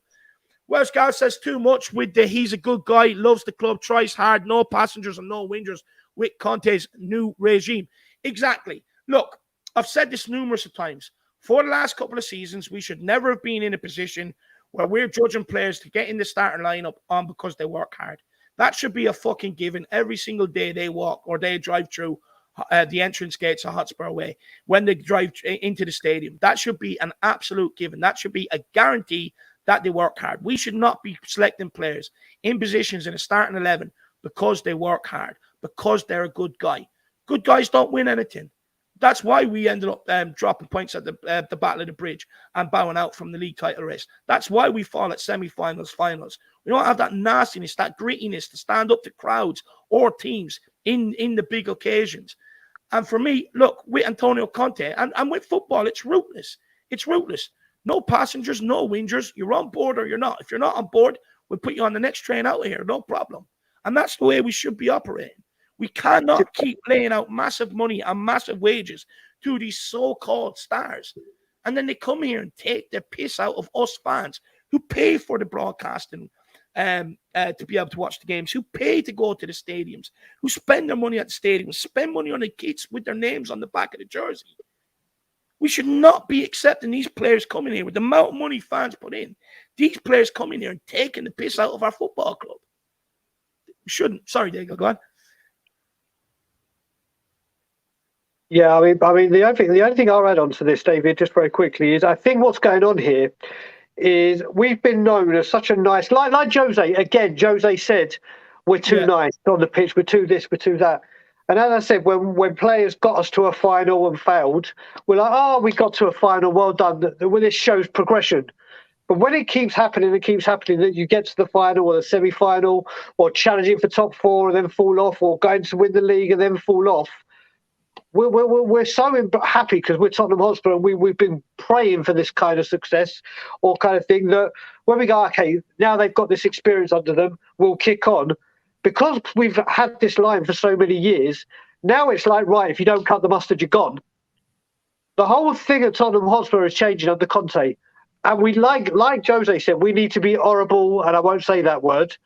And not just on the pitch, that's how we need to operate as a club. If something's not working, don't try and fix it. If it's not working, get rid of it. As I say, if it ain't broke, don't fix it. Well, if it is broken, get rid of it. And this is this is the kind of way that we're going now, which is what we want to see. This is how we should be operating. Yeah. But I think it's, well, I said, we've got to chuck our sentimentality and everything out the window. Like I said, Højbjerg, my favourite player, who I love, like Ellie, not as much as Ellie and Kirst. And I said all along, I never want him to go. But if there is an upgrade available, forget my feelings of him. If there is an upgrade available, then I'm sorry, Pierre, I love you to pieces. I want the upgrade. I'm not going to be sentimental and go, oh, no, Højbjerg, I love you, I want to... No, if you get an upgrade, get him. Yeah, spot on. Absolutely spot on. Big up, Welsh gal. Great comment. Really appreciate the support as well, my love. Everybody, 392 in-house, keeps fluctuating between that and down a little and up a little. If you could smash that like button, it would be absolutely greatly appreciated. It's a little thumbs up button. It's free. Smash it, abuse it. If you're having a bad day, headbutt it. If you're having a good day, just love tap it. It'd be absolutely unbelievable. As well, smashing that subscribe would be nice. And guys, feel free to get your super chats in. We'll get straight to it and have a good discussion on it. But also get over and check out Tottenham on Tour as well, the home of Mr. Daigle. We'll keep moving. Cody Mack puts in a comment here. Where is it? He says, do you remember his Instagram post from March on the Dusty Lamborghini captioned, no matter how precious you are, if you are not somewhere you are appreciated, you are nothing. What I will say is, first of all, when he's using the words precious to describe himself, that's his fucking problem. He's got a fucking ego. That is his biggest problem. He thinks he's precious. He thinks he's underappreciated. But I guarantee you what he hasn't done and what you won't hear from him is, I've looked in the mirror. Have I done everything I can to succeed at Tottenham? And I guarantee he hasn't done that. And the answer is no, he hasn't. But I guarantee he hasn't done that. This heartfelt message as well. Two lines. If it was and it's described as heartfelt. If it was heartfelt, I want paragraphs. In fact, it's sad that his goodbye message is 2 lines after, 2.5 years? It's sad. It's sad that is his heartfelt goodbye message. If he'd done everything he can do here, he would have paragraphs to say. You'd have paragraphs. Oh, I'm so sad to leave you fans behind. I've really enjoyed my time here. Blah, blah, blah, blah, blah. I love you. Thank you for the love you show me. There's none of that. Absolutely none of that. He could not give a toss about the club. 2 lines. If it was heartfelt, you'd get a fucking paragraph. And if he'd done his job and what we paid him to do, you'd probably get 2 pages. He didn't. His goodbye message says everything I need to know. Maybe harsh, maybe. But for me, I don't understand why it's been described as heartfelt when it's 2 lines. It's 2 lines. Do you know one thing I will say about him, David, in his defence, and this I think everyone could agree with.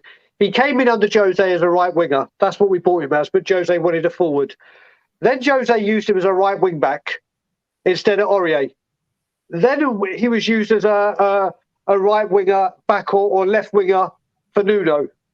Then Conte saw him more as a striker. And it's that thing again, like we're saying with Tanganga. What is his position?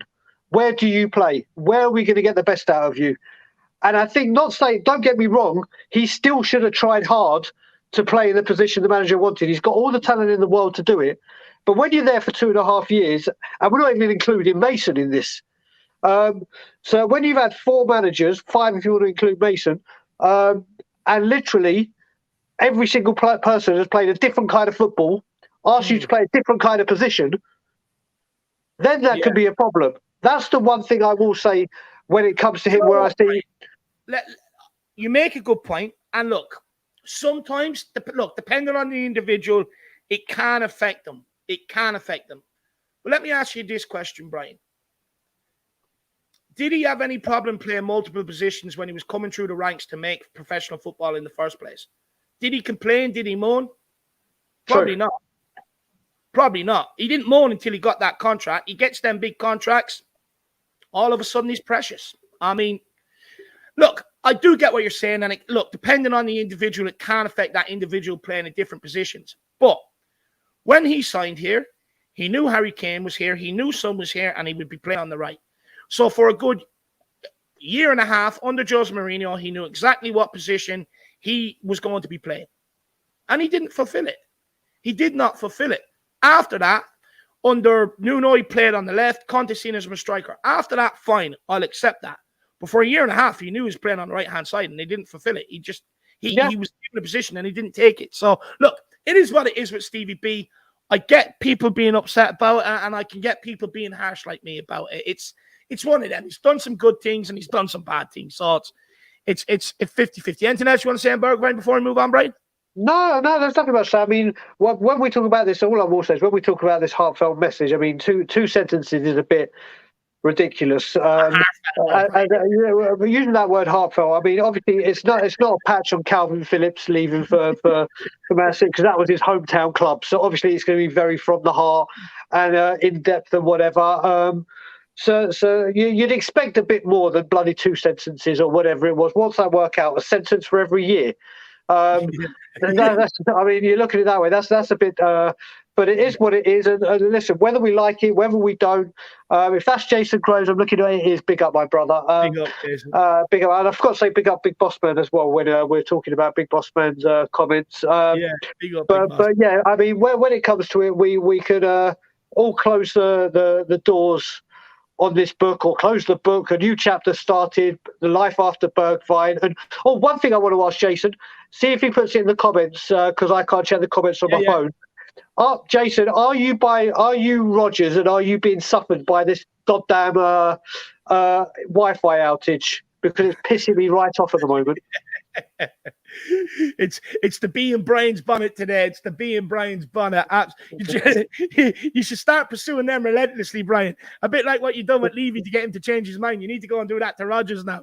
Get you and Jason Groves and everybody out there. Exactly. I've done it for the luggage at Pearson Airport. I've done it outside the training ground. Rodgers, you're on my list. I seen Cody put up a picture of you on some news channel the other day. What was that about? Oh, mate. So so very quick. When I came back from London to Toronto, I wasn't aware, but for the last month, people, and it's not just in Canada, it's happened at Heathrow as well, but Toronto Pearson Airport, the luggage is getting lost or sent to different locations, and people are in there that have been waiting 4 or 5 days or 4 or 5 hours to speak to someone to wait for their luggage. So I was there when I got there, waiting 4.5 hours for my bloody luggage. No way. And then they said, listen, we know that your luggage is in Toronto Pearson. We just have no idea where it is.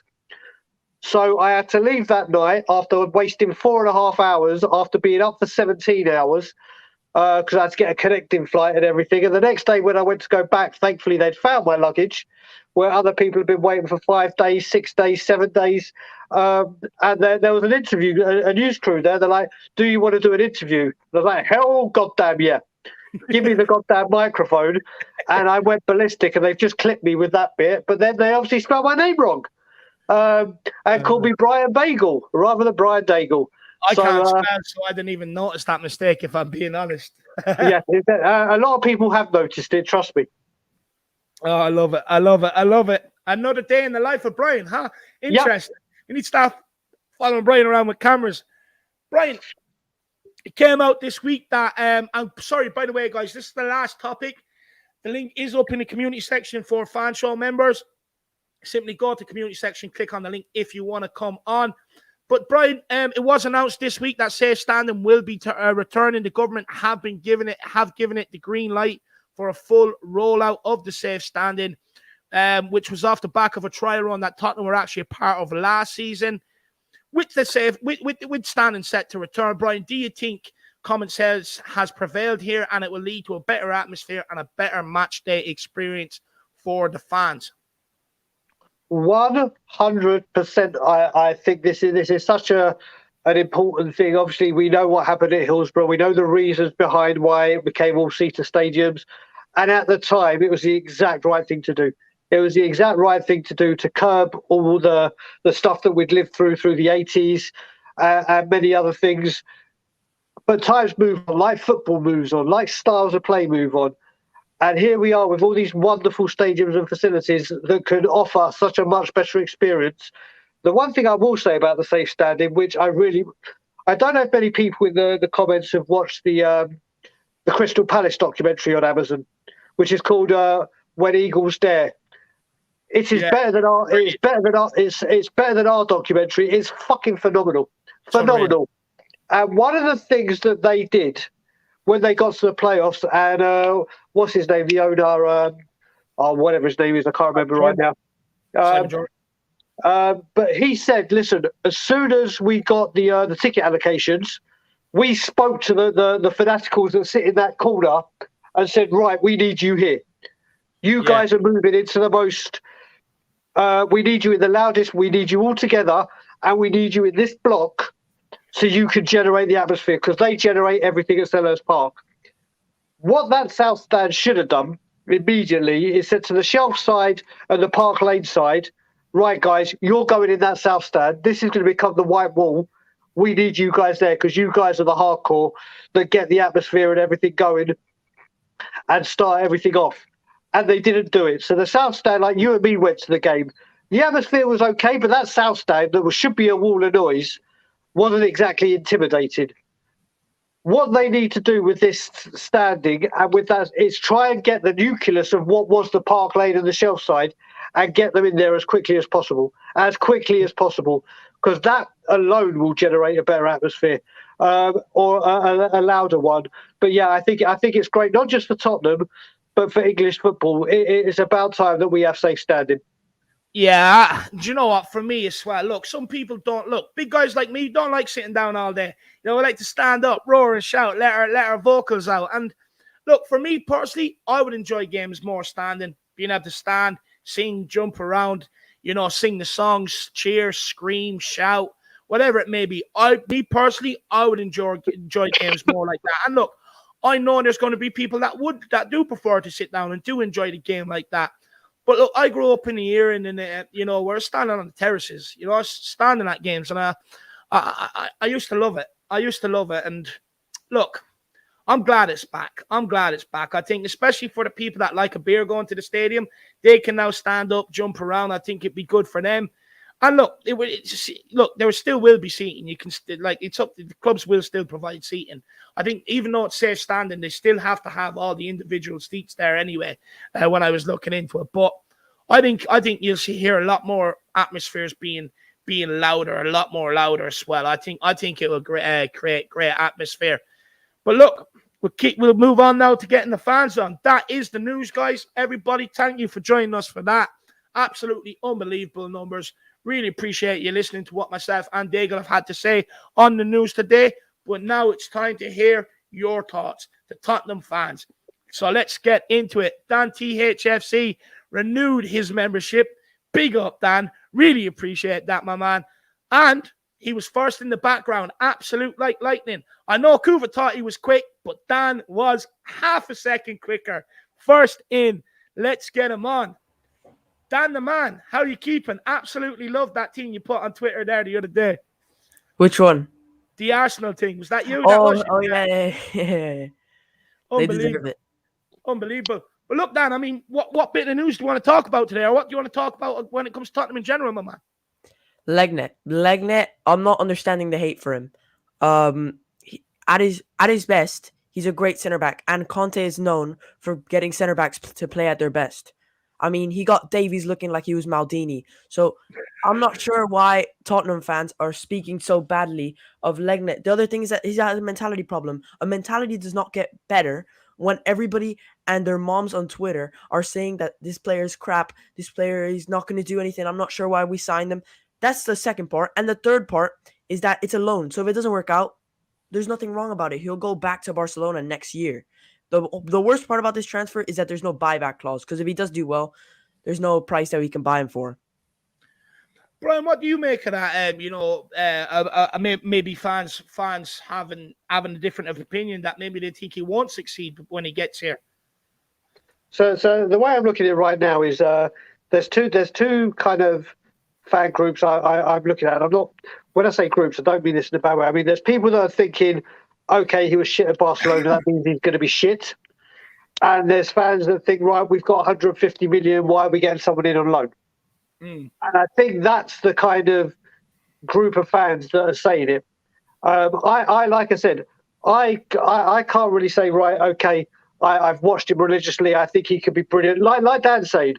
And that's what I love hearing this. And when you look at it, just because he was shit at Barcelona doesn't mean he's going to be shit at Tottenham. I mean, all right, Emerson isn't the best kind of person to say, like, we got someone from Barcelona, look how that turned out. But this guy's got genuine quality. And the thing that stands out for me the most about this transfer deal is that Conte wanted him at Inter. And with Conte wanting him at Inter, Conte obviously knows he doesn't just go for what he offers on the pitch. He looks for mentality. He looks for all the attributes that they deliver off the pitch. And if this guy has been handpicked by Conte, then that should be big enough for all of us. We all say, if Conte wants him, I want him. Apart from when it's a player that we don't like. Yeah. There's like, oh, no, I don't want him. He's shit. He's rubbish. He can't play. Look at him at this club. Look at him at that club. We've got to go back and say, listen, Conte has said this is the guy I want. Yeah. And if we're all saying, if Conte wants him, I want him, then that is, I have been saying that. I have been saying that. So for me, I'm sticking with more of what Dan's saying, and it's so refreshing to hear people talk about him like this. One sec. I just wanted to add that his first season at Barcelona was probably the best season of his career. It was until that 8-2 game against Bayern where his mentality went down. And he's not a type of player that doesn't care about playing for the badge, because there was actually a game against Cadiz where they were 1-0 up, and in the last minute he gave up a penalty.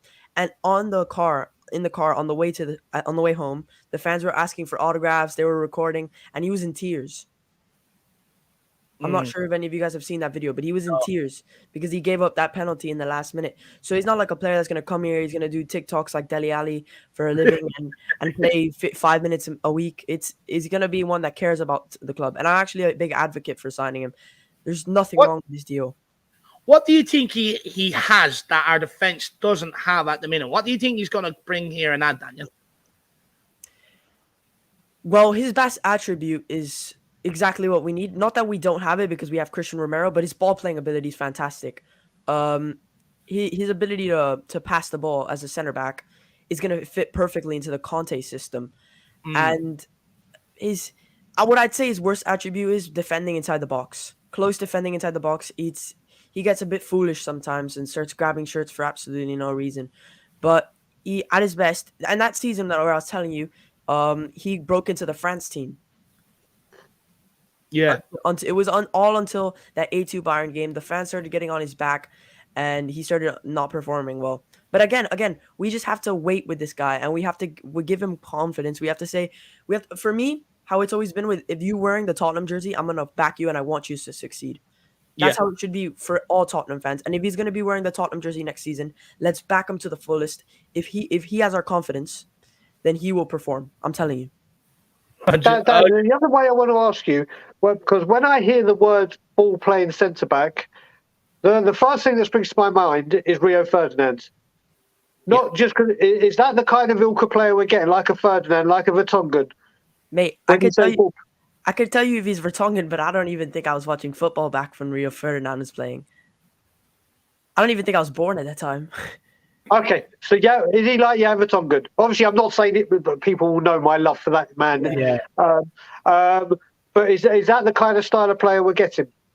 I guess you could say that on the ball, he's very similar to Jan Vertonghen. He's also very similar to Christian Romero. He's very good on the ball as well. I'm excited to see what he can do, especially with a front five of Richarlison, Kulusevski, Kane, Son, and all those players up front.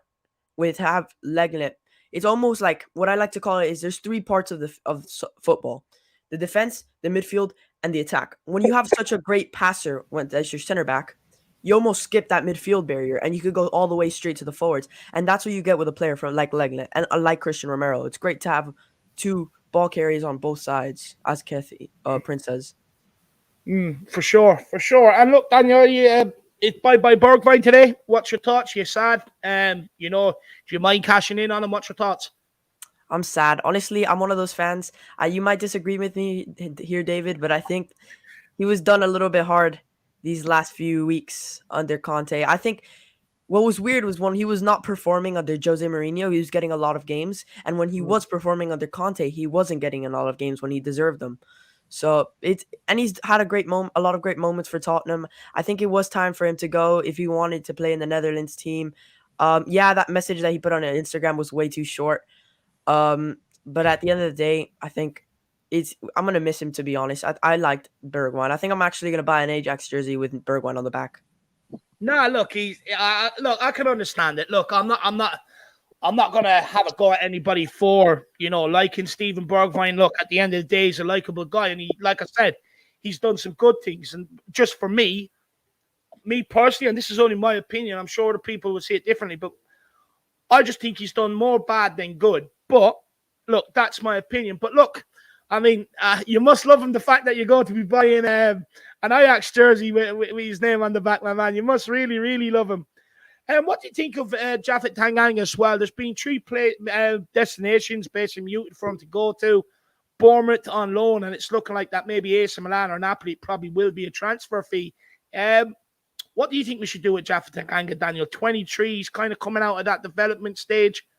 What do you think we should do with him? Keep, loan, sell? He's starting to get that name tag of injury prone, and I'm starting to get a little bit worried about that. I'd want to put him on loan to Bournemouth. I think that'd be the best option for him. He's not going to get minutes in this Conte team next season. At first, when you hear stuff like that, especially with a player like Japhet Tanganga, when he's played those games where you're like, wow, what a player. You get attached because he's a Tottenham young player, but then you got to look at it and you're like, next season we have a big club mentality to win trophies, and you got to unattach yourself from these type of players and these type of situations. So I think Bournemouth would be the way to go, and maybe if he becomes a great center back at Bournemouth, we take him back, and maybe when he starts developing and he becomes class center back, we'll take him.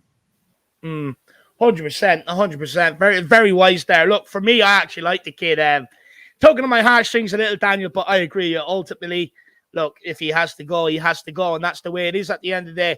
Daniel, John Stokes says, let's hope Longley is another Bentancur and Kulu. Do you think that Longley has potential to have that sort of impact on that Tottenham defence? It's not going to be the same because Kulusevski and Bentancur came in midway through the season and they made the big impact because you could see how we're doing from the beginning and how we ended. I think he's going to be an upgrade to Davies. As much as I think Davies did such a great job last season, Lenglet will be an upgrade to Davies. And he will be, listen, I might be going a bit over the edge here, but I think he will be one of the best center backs in the Premier League next season under Antonio Conte. Mark my words. Wow, that's a big statement, Daniel. I absolutely love you going big and bold on that one, my man. Absolutely love that. As well, another player in the departure lounge is Jack Clarke. You happy to see the back of him? To be honest, when it comes to these youth players, well, has he gone permanently? Yeah, it's a permanent deal. All right, I think to Sunderland, that was the correct move for him. I was watching a few games when they were trying to get promoted. He was doing well. So to get a youth player gone, it's always going to be, well, you get reminded of that Pochettino era when we were signing youth players to build the few for the future. That future amounted to absolutely nothing. So it's a weird one. It really is a weird one. I just think that Jack Clarke, he was not going to have any influence for our team next season, so there was no point in keeping him if we're going to start changing the way that we're thinking. We're thinking about going about our business in the transfer market. So Jack Clarke out the window. I'm not too worried about it. Maybe in a few years, you know how it is with us, and when we sell young players, in a few years he'll play against us and he'll score against us in the FA Cup or something. Yeah. But I won't really miss him that much. You can see it. You can see it next season. Jack Clarke, we're down at the Stadium of Light Cup game, early rounds. Jack Clarke gets the winner or something. You can definitely see it. But Daniel, last but not least, and something I want to ask everybody is, look, with our kind of outgoings and our incomings, minus what we spent and what we've took in, it's roughly in and around between 30 and 40 million actual net spend this summer. Do you think there is more to come, and do you think there could be a big one in the works? I think the last transfer of the window will be Jed Spence. It might hurt people. For me, the dream signing would be Hakimi. No, actually, my dream signing, a lot of people would know, would be James Ward-Prowse, but we're not going to get him. So for that right wing back slot, I would love to get Hakimi. It's not realistic, if I'm being honest, and I think we're going to end up getting Jed Spence. You know how Levy does his business. We've been over there hassling over 1 million since the beginning of the transfer window. So I'm worried if it's going to end up getting done, but I can't watch another season of Emerson Royale crossing the ball. Yeah, but you think Jed Spence could be the only one? You don't think there's any other big sort of signings coming in here? I think Jed Spence will happen mid-Korea because Antonio Conte said he wanted all his players before the Korean national tour, before the Korean preseason tour. So I don't think any other business is going to happen other than Jed Spence. Interesting. My God, I'm disagreeing with you, Dan. For once, I honestly listen. I think what he meant by that, he wanted a majority of them because of his pre-season being so grueling. But I reckon there's one or two players that we're probably looking at that the deal is just so complex and so big, or not big as in value, but the player that's about to leave the club to join us is such a big player for them in the position they offer that there may be one or two that may just take a little bit longer. I think any Spurs fan right now, including myself, and we all know where I stand on this, he has got, let's say Lenglet comes in and Spence comes in. What's that, 5 and 6 players? 5 and 6 players before career? That's outstanding. That's outstanding. If one or two come in after, I don't think that's going to bother him. And I think the majority of them are going to be up to my standard by pre-season, by August 6th. And the others will just be a little bit behind them. So I reckon there is one or two coming in after. Absolutely love that. Absolutely love that. But look, guys, time will tell who's right, Daigle or Dan. Who knows? Who knows? Put in the comments, Daigle or Dan. Let me know. Let me know who you think will be correct. Dan the man, what's coming up on your channel, brother? Plug it. Well, I've got a podcast tomorrow on Saturday. I've been doing more like breaking news stuff with the transfer window. You know how it is with the transfer window. It's like one person says one thing and then the other person says the other. So you never really know what to listen to. It's more of the Fabrizio Romano news. That's the guy I trust most. A lot of people don't like him. But I believe, and I firmly believe, that it's better to be right than to be first. So yeah, we do mainly transfer news right now, obviously, because Tottenham are not playing. I miss Conte ball a lot, honestly. But big up the panel, and thank you so much for having me. No, big yourself up, Dan. Everybody, the link is here in the chat. If you just want to click on it, get over there, smash the subscribe button. He's a Spurs fan. He's a young Spurs fan. Let's smash the subscribe button and let's set him up for a good future on YouTube, producing content when me and Daigle are all great. So, Danny, big yourself up, my man, and I appreciate you coming on today. Thanks for having me, Dave, and thanks for having me, Bagel. Anytime, Dan, brother. I'll speak to you soon. We'll see you again. You didn't see what I did there. Oh, Bagel. I saw what you did there. Yeah, very funny. You're very funny. You're very funny, Pan. Or Gad, or Jad. Let's go through the alphabet. Yeah, but cheers, Dan, brother. I love it. I love it. Everybody do get over and show Dan the support. A young Yido there. Get over and show him the support. Bob Spur TV says, just want to say, I'm absolutely... Bob, what happened to your picture, my man? Where's that gone? I'm absolutely got to see one of the brilliant wingers leave today. I just think there's so much more to come from him, and it's a shame it never worked out. Big up, Jack Clarke. I'm not gonna lie, you had me for a minute. I thought you were going into Bergwijn territory. You're about to set off my spidey senses, my man. Big up, Bob Spur. Big up. I believe I'm looking in the private chat. I believe Ellie's on instead of Kuva. Am I correct, Kuva? Give me a thumbs up if that's right. Yeah. That is correct. Big up. So, look, let's get on the one and only Højbjerg's biggest fan. I do worry from any time Ellie is in the vicinity. Ellie? Yes. Bagel, I'm after you. I'm telling you. Saying there'll be an upgrade for my Højbjerg. Yeah. Don't worry. I said good stuff about him. I love him. You did, but you said there's an upgrade. There's no upgrade on him. I Not in my book either. Don't worry, I'm still your mate. She has to go ahead. She has to go ahead of Kuva just to come on and get that saying that to you, Dig. Of course, I'm doing it for the cursed as well. Yeah, yeah. Eddie, actually, come on. Let's stick on Højbjerg. With the show. Look, let's stick on Højbjerg. Let's go for something. Yeah, it's my favourite subject. I mean, look, I like Chinese, I like Thai, I like curry, I like chipper. You know, I'm a man of many varieties. So let's mix it up a little. And I love chips. So look, what I will say is, with Bissouma coming in, Bentancur there as the ball playing midfielder. Will Højbjerg get into that midfield? Do you think he starts the season? I think he's Conte's pet. You know what I mean? It's like every time you see them in training, right? I see Conte is always going over to Højbjerg, patting him on his back because he gives 100% wherever he goes on that training pitch. He's a leader. He leads all the youngsters as well, makes them, go for it. Really go hard on training because training is very, very important. To get yourself to that Premiership fitness. And we're going to go away to South Korea, aren't we? So we have to be... These teams are going to be good the way they're playing. So we've got to be ready, physically and mentally.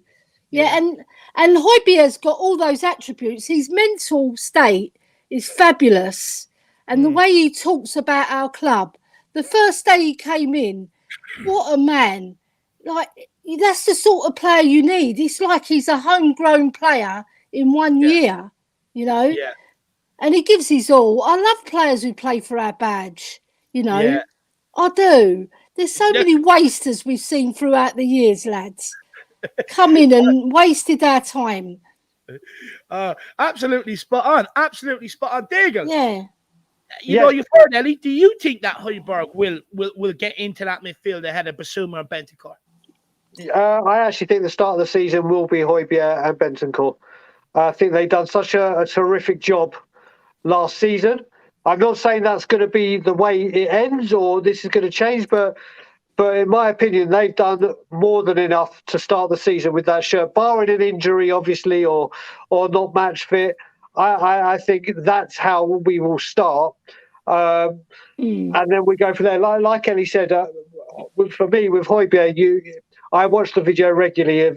They did it as a big one with his medical and his signing and his first interview. And the way he talks, it reminds me of like when Graham Roberts said, the crest on the front is more important than the name on the back. And he's got this from day one. You've seen this guy celebrate a corner or a goal kick like he's won the World Cup. His attitude, his mentality, everything is there. And I think at the moment, we will start the season with Højbjerg and Bentancur. I really do. Yeah. What was that saying you said? Start the crest on the front and instead of name on the back. I love that. That's what Graham Roberts said. Graham Roberts said always the crest on the front of the shirt is always important is always more important than the name of the back. Yes. I love that. We might have to make that the IrishHotspur motto, I think. Did you see my Bill Nicholson quote? Yeah. He said, if you don't come off the pitch and you've given 100%, you're not one of my players, basically. You can do one. Get out of my team. Because he wanted winners. Yeah. And Højbjerg is a winner. If only all our players got into his ethos, because he's not the most technical player. We know this. We know he's not the best footballer, but he'll give you 100% every single match. And look what he did. He dropped in for the Wolves game. We played shite. I went to that game. I was embarrassed. I was embarrassed. We were up there with you. I couldn't believe Harry Winks was starting. I was about to puke. Do you know what I mean? It was so horrible, right? And then what's he do? He brings Højbjerg straight back in and we make top 4. With him dropped, and if he put Winky in there, we would have been nowhere near top 4. Yeah. Because he's a bottler, which Højbjerg isn't. No, 100%. Look, it'd be very interesting to see what Conte does. But I think the good thing now is that we have that flexibility. We can put our midfielders out there depending on the opposition and what we require, but also we can go 3 across if we want. So I think that's good. Now, look, guys, we are flying out to pre-season, due to fly out tomorrow, I believe. Yeah. We'll start with you, Ellie. What do you want to see from this team pre-season, heading into the season? Look, we know pre-season is a bit of a cat and mouse. It's more about fitness than anything else. But what would you like to see from this team going into the new season? I want to see a certain pattern of play, a Conte style of play, all right? Because he only had 4.5 months with us, right, to turn this team of pretty average players, some of them, into winners, right? Because winning that top 4 place, in my book, that was the greatest achievement that any of our managers have achieved. And I heard somebody else say it today, and I had it in my mind already. They just beat me to it on another stream. But other than that, I want to see a pattern of play which is in the Spurs mould of football. I want us to be exciting. I want us to play with pride. I want us to go on that pitch and give everything we've got. Even though it's a friendly, I want to see us go out there and batter teams and show them what we're all about. That's what I want. Yeah. Also says passion and intensity. Yes. Passion and intensity. Digger, look, I didn't mean to bring it up on screen, and it's only right. I do give you the right to reply. That's if you want to. I didn't read it before I brought it up. But give it large ones, leave you out soon. Right, okay, I will give it the decency. I didn't read it before I brought it up. I'm sorry. No, that's fine, mate. I'm gonna do this in the nice, civilized, not going off my rock away. For this one. Let me just say to that person, whatever their name is, it wasn't just Tottenham on tour. There was a whole load of people, whether they're on YouTube or not on YouTube, that felt Levy out. I was very, very passionate about it, which everyone knows. I did not change from get-go. What we stood for and what we wanted was Daniel Levy to either sell the club to someone that will invest and back a manager, or to back a manager. And now what has happened after all, not saying it's just us that has helped, and he's doing it because I stood outside a training ground, but finally, for the first time in 22 years, the guy is backing a manager. The guy is listening to the director of football, and the guy is bringing in players of quality to help Tottenham Hotspur. That's all Levy in and Levy out have wanted. And what the really sad thing is, to wrap this all up, is because Levy outers are happy because we're getting what we wanted, I'm still Levy out. I am still Levy out. This is a step in the right direction. There are many steps he has to take. But now that Levy out, people are seeing he's invested in the club, we've gone quiet, because why am I going to protest? I'm going to protest what I want him to do. And then when he's doing it, I'm going to protest and say, no, sorry, I was joking. Don't spend money. Don't spend money. So we've gone quiet. Now, the only thing that is happening is Levy inners, Levy on the fences, and people that didn't want to say, they're the ones coming out now and going, oh, Levy out, where are they? You're the ones that are now talking about Levy out. We've stopped because the club are doing what we've wanted. That's all we wanted. You tell them, Brian. What I will say is, look, let's split this divide in the fan base now. Let's stop it. And let's all get behind the teams. Teams have been positive for the first time in so long. Let's just forget about all this silly little childish stuff. And let's start moving on forward with this club, the way the club is going, and let's start getting behind it. Let's stop this divide in the fan base. And I've stated this many times. Everybody else around around the Premier League, around England, or around Europe hates Tottenham Hotspur. We cannot start forward to hating on each other. We just cannot. We got right.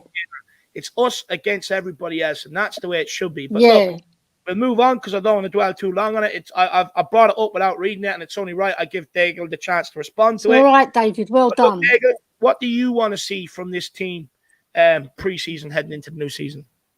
I just want to see, do you know what? This is the first time that we've had it where the manager's going to have, like we just spoke about before, a majority of his players.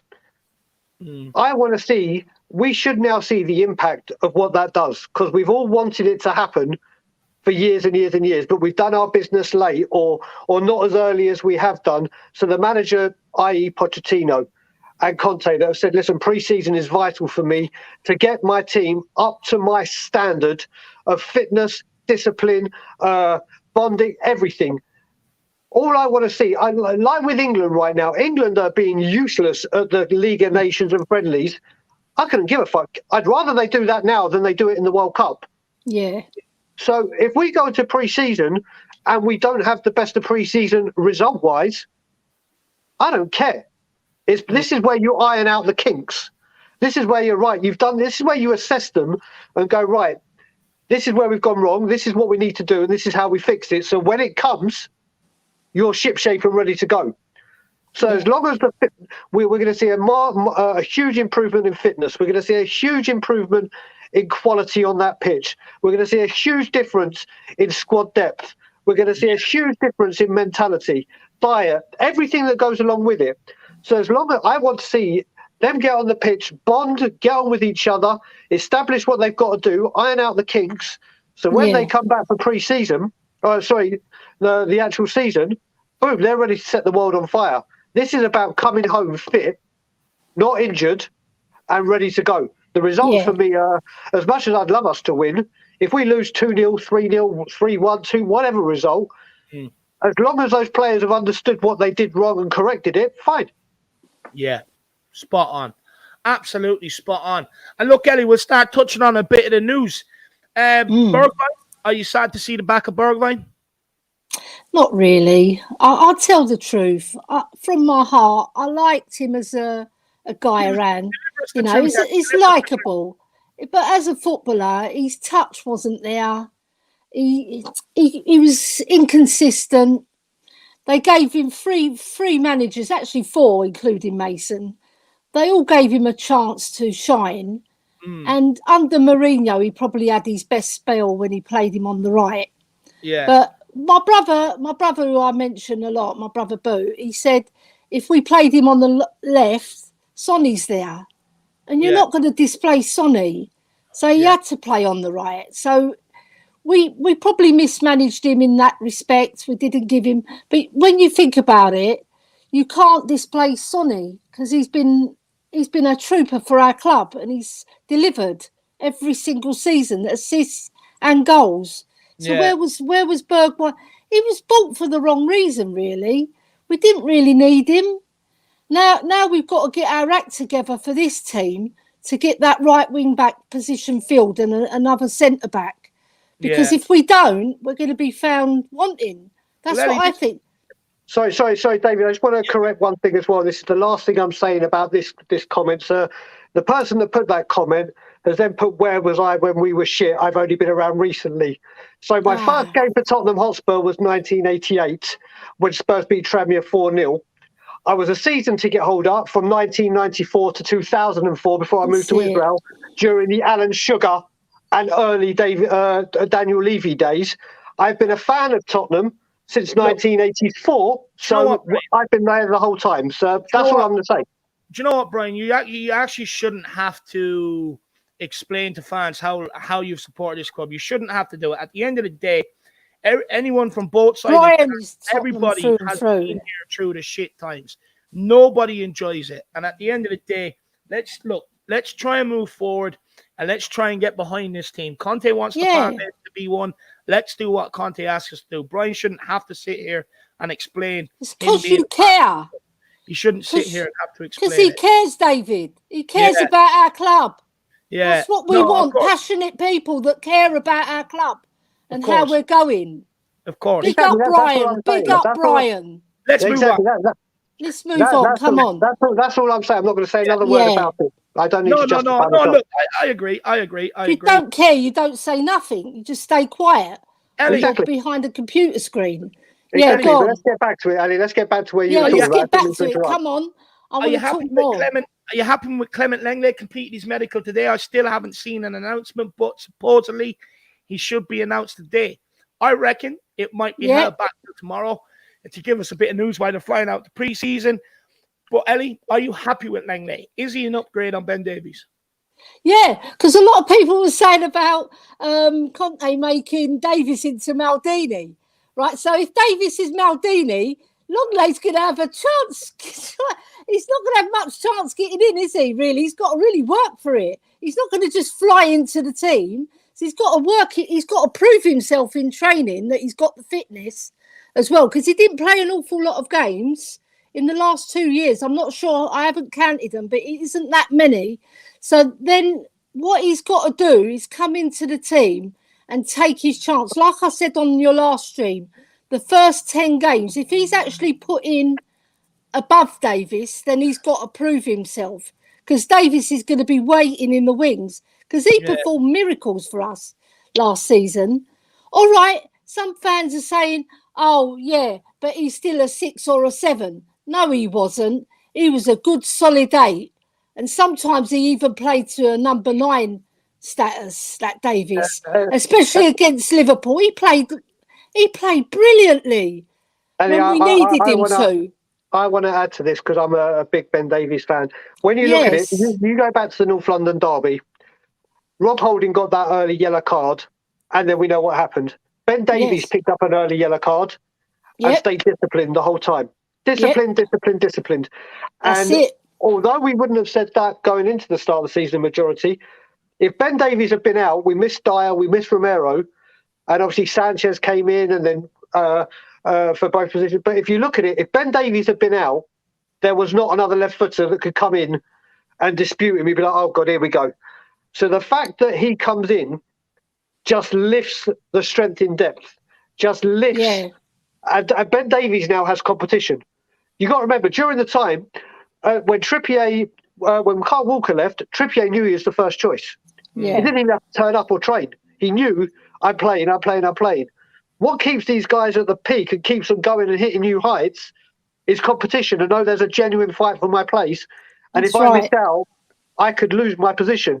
So Ben Davies, who was absolutely sensational last season, the last 4 games of the season, he was absolutely brilliant, magnificent.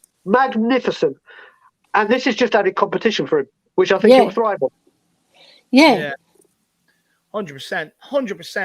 And look, at the end of the day, we have to create competition. Whether he comes in and starts ahead of Davies or not, this squad needs competition. It needs people pushing each other. We can't get into a position where we've been before, where we've had a bare 11 and once that 11 sort of gets bored with a manager, they can get him sacked. We can't keep having this player power at the club. We have to have competition. Yes. And look, with Davies, great season last season, but he was behind getting Nuno out. Rightly so. But what's to stop him getting fed up with Conte and going to Daniel Levy again?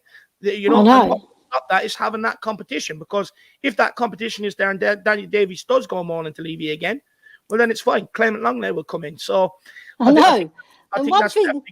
One thing's for sure, lads, Davies won't be singing that long song to Lenglet, won't he? Long. It was singing Ben Davies. Absolutely love it. Ellie, potential outgoing traffic Tanganga. What do you want to see happen to this kid? 23. Such a shame. Yeah, what do you want to see happen? Do you know what? I heard Steve Perriman on his podcast said, don't ever underestimate a homegrown player, what he can do for your club. Ellie, you said that the night of Steve Perriman we went to as well. Yeah, and he says it on his podcast quite often. I don't know if you guys watch him. He's brilliant, Steve Perriman. He's at everybody in the chat. Please go over to Steve Perriman's podcast because they're brilliant. They're absolutely brilliant. He's a club legend. He's so good. The things that he says are truthful, right? So I feel so sad that we've got to loan him out to Bournemouth. Yeah. Bournemouth. You know, maybe a better club even to give him even more oomph, you know, because it's going to be underwhelming for him because he's coming from Spurs to Bournemouth. What does that say to the lad? That I'm not really worth much. Ellie, I don't think it says that. I think it says, right, you're going to Scott Parker, who you've worked under. You're going to a team that plays football on the floor the right way. Yes, there's no doubt it's a lower club. There's no doubt there's a lower club. But it's going to be playing the style of football we want him to play. It's playing with a manager that he's played with. He could go to Italy, which is a huge club in Milan, not pick up the language, feel isolated, not play, and all variables. But going to somewhere he knows with Scott Parker, his confidence will be like, right, do you know what? I've trained under this guy. This guy picks me. This guy has faith in me. This guy has confidence in me. So I know what you mean by a lesser team, but the pressure's off him then, isn't it? It's not, right, you're in a team that has to try and get to top four. You're in a team that's going to aim for above the bottom three, mid-table. So it puts a lot of the expectation and weight on his shoulders. It puts the expectations a lot lower, so he can just focus on football. Well, put it this way, he's going to... You're right in that respect. It's going to aid his development, but I just want to know what these injuries are because Conte was saying that they're really bad injuries that he's got, and he won't ever recover for him to become a top player that he could have become. Yeah.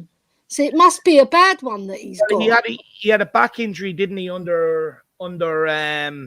had a back injury followed up by a knee injury. So yeah. I mean, they're not really great injuries to have at such a young age, you know, really not a great injuries to have at such a young age.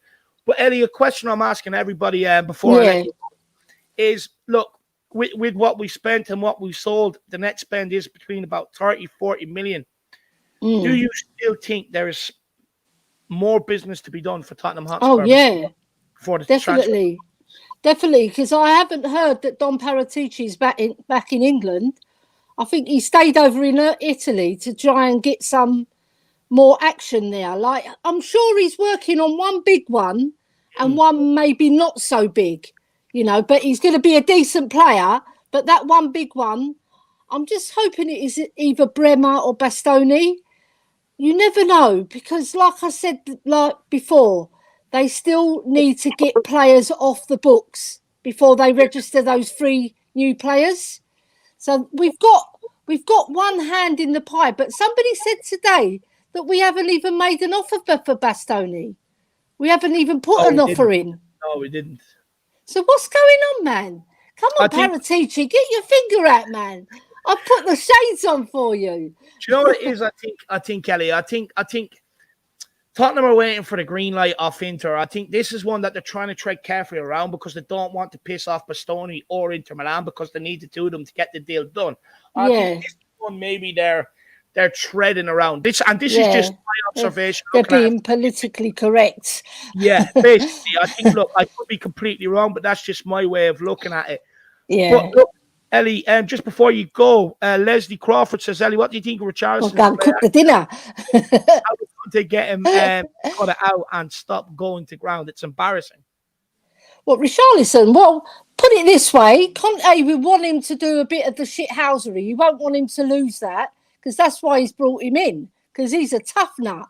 He's one of those players that won't take no shit from no one, you know, and he'll get stuck in and he can score a goal and he'll be playing with better players.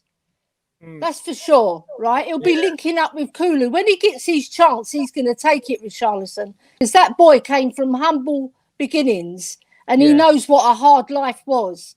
And the last player we were talking to on another channel, Maradona, same thing, poor background. These players, you need them.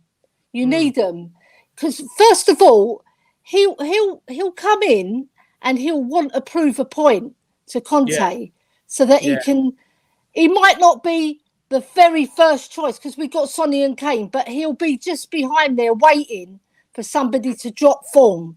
And when he gets his chance, he will take his chance. I love that. I love that player. I don't understand the people saying that he's not top quality. Have you seen the goals that he scored? They're fabulous. The skill that the boy's got, he's fantastic. He's Brazilian, you know, and he's got more end products than Moura. Even though I have got a soft spot for Moura, he's a better player, and he will get in front of Moura. Moura will be a bit part player next season, but even him, he's got to prove. He's got a point to prove. So let's see how the cookie crumbles. Who's going to get in? Who's going to be dropped? You know. I love that. Well, look, Ellie, we'll plug Steve Man podcast for you. Yes. So next time you're over there, you can tell him you've got more subscribers, and hopefully he'll give you another shout out. And also Tottenham Gold, 9:00. We're going to be discussing Richarlison. There's an exclusive. Tonight or tomorrow night? On Sunday. It's been switched to Sunday. Yes. Love it. So we're going to be discussing him.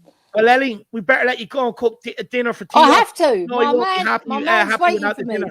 I know. Big up, Brian. Big up, David. Good luck with the rest of the show. You take care. Bye-bye. Bye-bye. Oh, bye. Oh, absolute legend of a Spurs fan. Just makes people smile. Absolutely love her. But look, we have a couple of super chats, and then we're down to the last guest of the day, and that will be Kuva99. Moondog just wants to call us beautiful people. I mean, thank you. I don't get called beautiful too often, I'll be honest with you. Take it when we get it, David. Take it when we get it. I'll probably frame it. Moondog will tune in tomorrow. In the background. Big up, Moondog. I don't get called often, so I'll definitely take that. Ben Wills, big up, my man. Good to see you. You used to come on the pre-match build-up on We Are Tottenham TV, if I am correct. Says, I've missed Brian with the Irish Hotspur. It's been a while. Well, all I'll say is stay tuned to We Are Tottenham TV this season, my man. Correct. Stay tuned to We Are Tottenham TV this season. You'll be seeing more of myself and Brian in action together. They've decided it makes a good partnership. We've decided it makes a good partnership. And so, look, and it will be good because me and Brian usually see things from the different side of the fence, but always come to a common ground. So it will be good. Yep. Big up, Ben, my man. Big yourself up. Really appreciate the kind words. And Moondog says, Ellie, you're rocking the sunglasses. They're her Paratici sunglasses, my man. They're the Paratici sunglasses. She absolutely loves it. Absolutely loves it. Big up, my man. And then the bottom dude says, I think our transfer window can very quickly turn into an ordinary one if Spence is the last player we sign. There's not a lot of money spent, not just about the money, but need more. Big up to the panel. Well, the bottom dude, I will let Daigle have his say on it, but I'm also going to bring in Kuva, and we'll let Kuva have his say on this as well. It's a brilliant way to kick it off. Kuva, how are you keeping, my man? Doing very well. Big up, lads. Good to be on screen with the legend, Drain Bagel, the traveller again. It's not going away anytime soon. I have to face it. I have to face facts. It's one of the greatest television debuts of all time, I think. Mate, it needs to be. Do you remember that show back in the day, It'll Be All Right on the Night or whatever, those outtakes? It's going to be like one of those that, like, in 10 years' time, they'll find that clip. Yeah, absolutely, mate. Absolutely. Lot to take on board at the moment with transfers, isn't there? And the whole Levy out and the debate as well. That's, as Brian summed it up well, is people like myself. I'm staunch Levy out, but if he's doing the right thing, why am I going to keep complaining? Exactly. What was the point of protesting if they're doing what the idea of the protest was about? You know what I mean? I mean, look, we've got to stop this in this fan base, or try and stop it, or manage it as best as we can, and do what Conte wants us to do, and push forward as one. Get behind him and the team. That's what we need to do. That's my opinion. I don't know whether it happened. It's the right. Dave, listen. That's the thing in life. Why are people going to argue if they're getting what they want? Yeah. There's no logic. Take football aside. If you get what you want, you're not going to go, well, fuck you, stop giving me what I want. You're going to go, thank you, keep doing this. It's that simple. And if you don't get what you want, then that's how it's just ridiculous. But anyway, you wanted to talk about this super chat from the wonderful Bottom Duter. So whilst I'm talking, I'll go. I know what I can understand what he's saying. For me, and I've said this on every stream, and I will keep saying it. This right wing back, and I'm going to use the man himself who's next to me. as I always do, quote that famous philosopher, the Irish Hotspur. We haven't sorted this right back issue out since Carl Walker left, and every single person we've brought in since then has A, been we've gone down, and B, we spent more than the 50 million we got for him. And it's all well and good us getting everything, which is still wonderful, but the main issue of this window, and everyone would agree, and everyone we go on and we say, what's the main objective? What's the main problem? Where's the main area we need to strengthen? Everyone says right wing back, right wing back, right wing back, right wing back. And Jed Spence could, don't get me wrong, could turn out to be a sensational player. It's a gamble, yeah. But if you're telling me there's a player that you can say that could go from being a very good player in a playoff winning championship side to a maybe league title, definitely top 4 contending Champions League playing team, it's not possible. It's not possible. It's a huge gamble. So for me, as long as we sign another right wing back apart from Spence, this has been an absolutely, I don't care who else we get in, then I'm giving this window 10 out of 10. If we get the right wing back, right wing back in, like a Hakimi, which is a dream, but someone like Dumfries, I will go 10 out of 10 immediately, because that's how pivotal that position is to me. Yeah. Look, you make some very good points there. And Kuva, do you agree with Daigle? Have you any other points you want to expand on when it comes to the Bolton do a super chat here? And as well, he's saying, look, the money's there, but it's not just about the money, but we need to do more business. So if we don't, then it could turn into a very ordinary window very, very quickly. Yeah, I'm with the Bottom. It's a big up, mate, by the way. He always says kind words about me. I feel the same way as him. It could be an opportunity missed if we do not do everything we could have in this window. It's okay if we miss out on getting some stellar signings. You can't always get what you want. That's just the way life is, isn't it? But if we do miss out on getting a really decent right back in, and we do have a stellar season and we pop the sort of 90 point mark, which isn't beyond reason. I mean, if Conte had been here from the start of last season, you could equate his level of gaining points at 2 points a game. We'd have finished 5 points extra on 76. Put in a pre-season, is that worth 5 points to a team to get it fit and gelled together? Yeah, it could be. Then we're up on over 80 points. Are the signings coming in going to add an extra 10 points over the season? Turn some of those really poor losses into a win? Why not? We could be looking at 90 points, but if we get to 90 points and then the likes of Liverpool and City have slipped up and we don't catch them just because we're lacking that odd player or two in a key position, what a missed opportunity. We'd never be forgiving ourselves for doing that. So I just want to see this window finished off with those players in, right wing back, preferably 2 in my opinion, but obviously that's a bit of a stretch. If we do get somebody stellar, like Brian's always hopeful for, I know, a Hakimi, oh whoa, yeah, that'll be a legendary signing. That'll be way above any expectations. But if we did something along those lines, that unexpected big name signing, and we get the positions plugged and we give it everything in the transfer window, then there's no excuses for Conte or the squad. It's all there in place for him. And this is what we've been after for a very long time. Just 100%. hit the season feet, land running. How many times have we seen the likes of Harry Kane struggle with pre-season? Even last season, it's back to it. And it used to be a type. He didn't start going until like October and things like that. Yeah. As long as we've got all the team firing from the very first kick of the season, and we just keep our noses up with the big boys at the top, we're eating at the big table now. But we want it all. We want to be like king of the whole lot. That is the aim.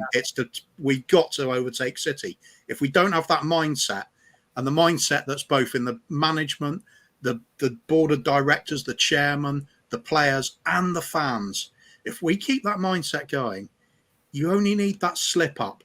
That's what Leicester capitalised on, rebuilding base for other people, and they just took advantage.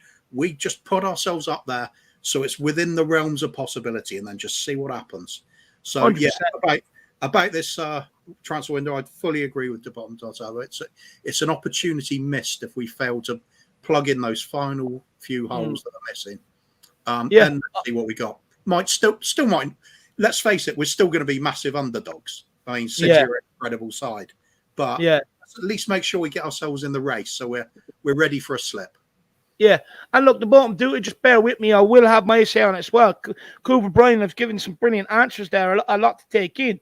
But while that was happening, it's been confirmed officially by Tottenham Hotspur, introducing our 5th signing of the summer, Clement Lenglet on loan for the year. So it is official. So that is official. The 5th signing is in the door. Lenglet is in. Back to the bottom duty super chat, and then we will ask Kuvi's thoughts on Lenglet. Look, I agree with you. I think it would be an absolute shame the fact that we've done so much business so far to make such inroads on the amount of players we had to bring in here, but then to not follow it up would be a bit lackluster. It would be a bit disappointing. And like Kuva said, you could be sitting there by the end of the season. Could be an opportunity missed. I would like the club to go on now.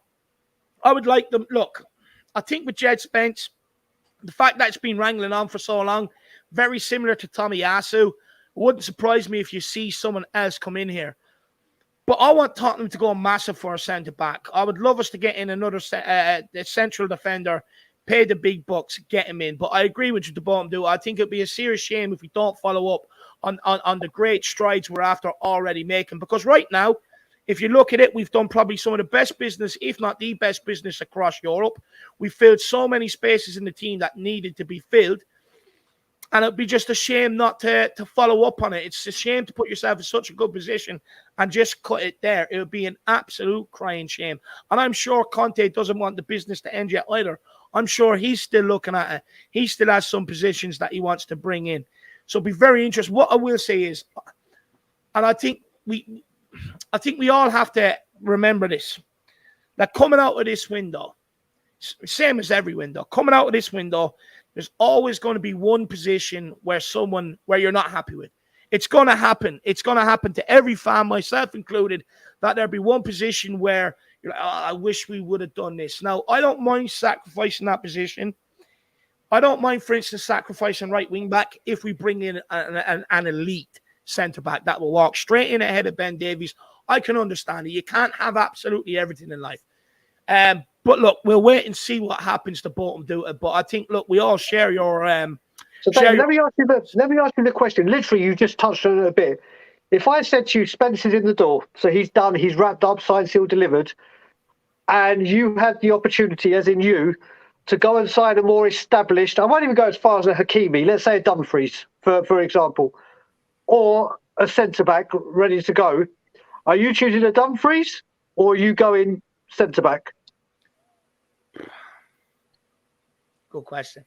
Me personally, I'm going for a centre back because let me tell you why. I think the likes of the right wing back position was highlighted a lot more against teams where we struggled to get over the line, or we were losing the game or drawing the game. I think our frailties at right wing back were highlighted a lot more than in the likes of bigger games. But what I will say, for me, Dyer's hit that level once since he's been here, has hit that consistent level once. Davies, the same team. Now, we brought in Lenglet. But Dyer is turning his back on shots. I'm going down to AstroTurf on a Friday night. I'm seeing boys going in there full frontal, not even putting their hand across the bad boys to try and block it. They're taking that. I'm seeing Dyer taking too long on the ball, which doesn't help getting the ball quick enough out to the wing backs. And by the time he takes his 8 touches, everybody around him is marked off. So there is no passing options for him to get there. And I did see rumors today of potentially, and I'm not sure how true they are. I reckon this is one you might see more of in the coming days, that Doherty has been told he can go. I'm not sure how true that is. I don't know how true that is. If it is true, I think maybe we have someone else lined up coming in. But if not, I think Conte would rather get in a centre-back. This is my opinion. Conte would rather get in a centre-back, and I think he thinks he can continue with Matt Doherty. Look, in an ideal world, Brian, I want both. I would love both. I want right wing-back, and I would love a centre-back. But when I look at our defensive frailties, going forward, we still have Kane, we still have Son, Kulusevski, now Richarlison, Bentancur, Bissouma, who can get us up the pitch. But what we don't have is, and what we failed to do all season long, and this has been an issue from right wing back all the way across the back line to left wing back, we cannot compete from set pieces into our box. We can't compete from crosses into our box. Add that with being slow on the football and turning your back on shots. If we can improve on that, along with the set piece coach coming in, I reckon you don't see the likes of Brighton, Brentford. Look, there's always going to be one of them a season, but you won't see as many shots as we seen last season. And for me, that all starts with Dyer taking 8-9 touches on the football. Everybody else is marked by the time the guy has even lifted his head. And that's just my opinion. But look, Coover, Brian, feel free to disagree. Feel free to answer your own question. Up to you, Coover. It's a difficult one. The right wing back or centre back. Yeah, of course, obviously, I'd want both. In fact, even with Longley signing, I'd still like to see 2 more centre backs come in. We do need a big squad eventually, but we're not going to do it in one window, are we? That you've got to have some sense of realism. Even me, who says with the quads on all the time, I know that realistically it isn't. But there's a difference between being realistic and having a bit of fun, really. So I personally think we should be fixing the right wing back position more than the centre half position, because we've got the likes of Bissouma in to strengthen in the middle already. True. There's going to be less traffic getting through the middle. We've also got and this is the one that's way out there for a lot of fans, but I've thought about this for a long time. We brought in Forster. I don't believe he's only just a backup for Hugo. I think he can be used quite functionally throughout the season. He's a massive goalkeeper. He adds to the height at the back, and he can take the pressure off in certain games where we are up against that aerial bombardment, likes of Ivan Toney and people like that coming in. If you've got Fraser Foster in there, he's what, 6'6"? Is he 6'5", 6'6"? 6'7", I believe. 6'7", exactly. Man mountain. He will command that box. We are lacking that at the moment, as quite rightly, as you pointed out, with the defence. So for me, fix the right back area, and hopefully, as far as I'm concerned, we get 2 in. Either a left wing back and a right wing back, or 2 right wing backs. Because over on the left, we got a problem with Sessegnon's fitness. That remains to be seen. I think I'd like to see him have a run of games, but I've seen he hasn't been fit for long enough to really give an opinion on how good he is. It's up and down with him. So that's dodgy. Emerson Royale, I think if anybody's ever seen me, they'll know my opinion on Emerson Royale now. He can go as soon as there's an offer of any kind, as far as I'm concerned. So it leaves Matt Doherty, who's done well, actually, since coming back. He was terrible at first, but what I liked about him was he manned up and he said, you know what, I have had a shocker so far. Yeah. But instead of whining about it, he went away, worked hard on his game, came back, added to the team, clearly improved. I love that attitude about him. He really gets a bit more of a lease of life at the club for me because of that. He has shown also he links up very well with Decky when they're going forward. He does offer that right wing back outlet, the attacking side of it that Emerson doesn't. So if we do get a couple of wing backs in, and we've got Perisic on one side, we've got Doherty on the other side, we've got the Mr. X on either side as well, whoever it's going to be, whether it's Jed Spence, who could turn out to be brilliant, could turn out to be pony, we don't know yet, but he does at least tick a few of the boxes. He's exciting, he's quick, he takes people on, he can sling in across. That's more than Emerson does. So for me, fix those wing-back roles. It's integral for the way Conte wants to play his team. If we don't get it, we're handicapping him for the whole season. We can cope with players not being the greatest in the world at centre-back because there is sufficient quality around them, and it can be changed up a bit enough to give them a bit of support, like I said, with the likes of Forster, for when there's such aerial threats around. So, yeah, fix the right wing-back. Anyway, right, better answer the phone. No worries. Look, I think Cooper maybe starting to sway me a little. Brian, what do you think is necessity? Yes. Let's ask your own question. Right wing back or centre back? What do you think is the biggest necessity across the whole campaign? Right wing back, right wing back, right wing back, right wing back. And the reason I love Dumfries, and then you talk about Cooper just mentioned the relationship Doherty had with Kulusevski. Well, you imagine reuniting Perisic with Dumfries. That system of going forward, they will understand each other like clockwork. There's no right, like Walker and Rose, they worked in tandem and they were the perfect. You get Perisic, you get Dumfries, that work's done. It's like, yes, we need to get you back up to my match fitness. Yes, we need to get you to work with the rest of the defence. It's done. Obviously, and I saw a few people in the comments say, yeah, but a right back means we've got 4, which is right. We do need to get rid of 1. If we get 4 in, it's kind of, all right, we're top heavy. But like you said, I see an Emerson or a Doherty leaving. I thought it would have been the other way round and been an Emerson. Yeah. But it looks like it might be the other way round. So we've got to look at outgoings. I can imagine, even if Spence comes in, one of them are going, Doherty or Emerson, and we'll see what happens. But for me, like I kept saying, and I said it on Ben Kaufman's show with Coover, I said, Ben has the chant, if you smell what the coffee's brewing. Now, everyone knows my obsession with Dwayne "The Rock" Johnson. And everyone knows when Dwayne "The Rock" Johnson walks into an arena, he goes, finally, The Rock has come back to whatever state he's in. Well, I want to be able to say, finally, that right wing back role has been sorted. Done. Over. No more degrading. No more, let's try this one and that one.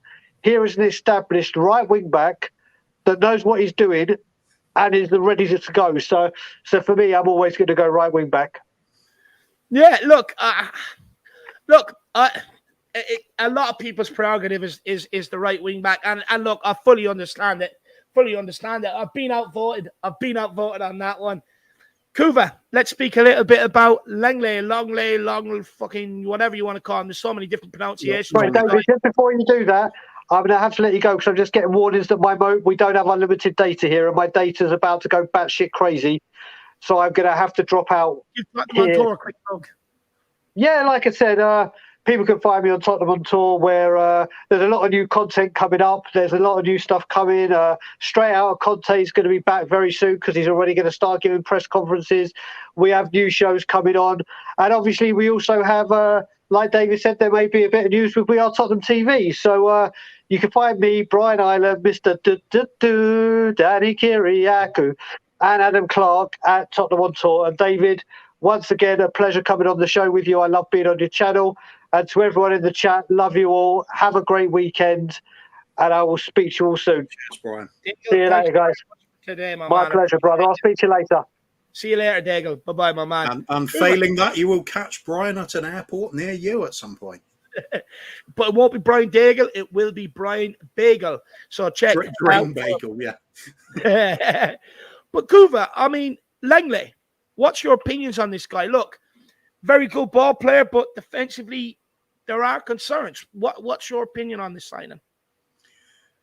If I put it in the most simple terms, I just think he's an upgrade on everything that Ben Davies is. It's he's a much more cultured footballer. I don't think he's that great in the air from what I've seen, but I mean, I can only remember him from a few years back when he was first at Barcelona, and he was bloody brilliant back then. But is that because he was playing in a better team? Who knows?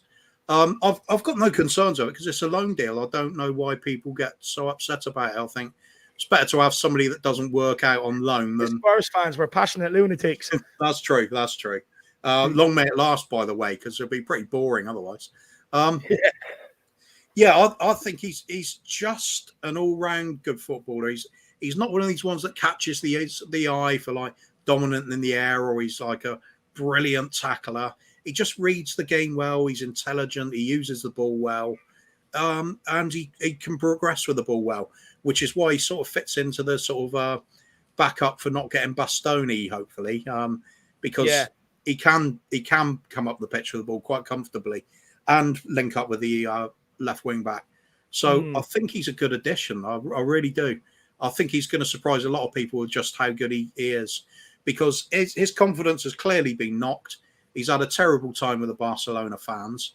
And if ever there is a manager for picking up somebody that's been discarded as broken and a waste at the club, it's Conte, isn't it? I mean, look at Davies and Dyer. I mean, you don't have to just Davies alone. If he can do that with Davies, what can he do with Lenglet, who has been at a very high level that Davies hasn't? I think it could be a great signing. It could be one of the signings of our season if it all comes together. Oh, go bold. Cover, you're not really one for making bold predictions like that. I love that. You're getting excited, I can tell. But look, let me ask you this question then, Kuva. So, look, Lenglet clearly, we brought him in because of his ball playing ability. And the reason why we know that, you look at our other targets, Bastoni, Gavardi, Pau Torres, all ball playing centre backs. Do you think Conte is trying to take us from a counter-attacking team to a team that is now playing on the front foot by bringing in Lenglet and having that ball playing ability on the right and the left? Yeah, I've no doubts about it. I mean, you only have to look at the history. What's so good about Bastoni is half of his defending, you could argue, is done in the opponent's half of the pitch. Yeah.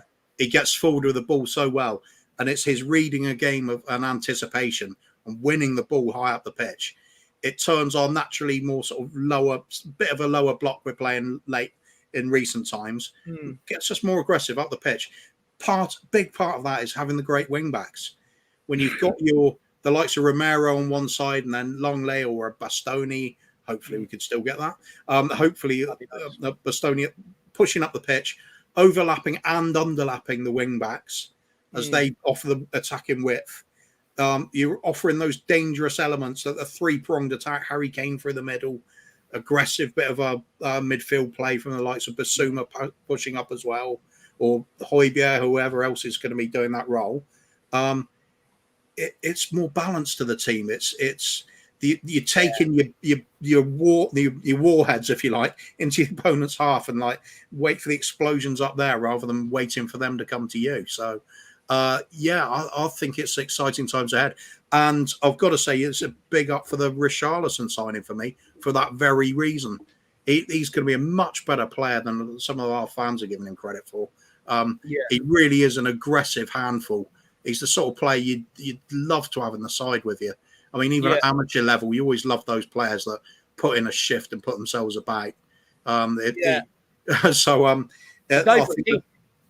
the players will take to him very quickly. Conte obviously admires him already, and I think that he's going to win the fans over really quickly as well.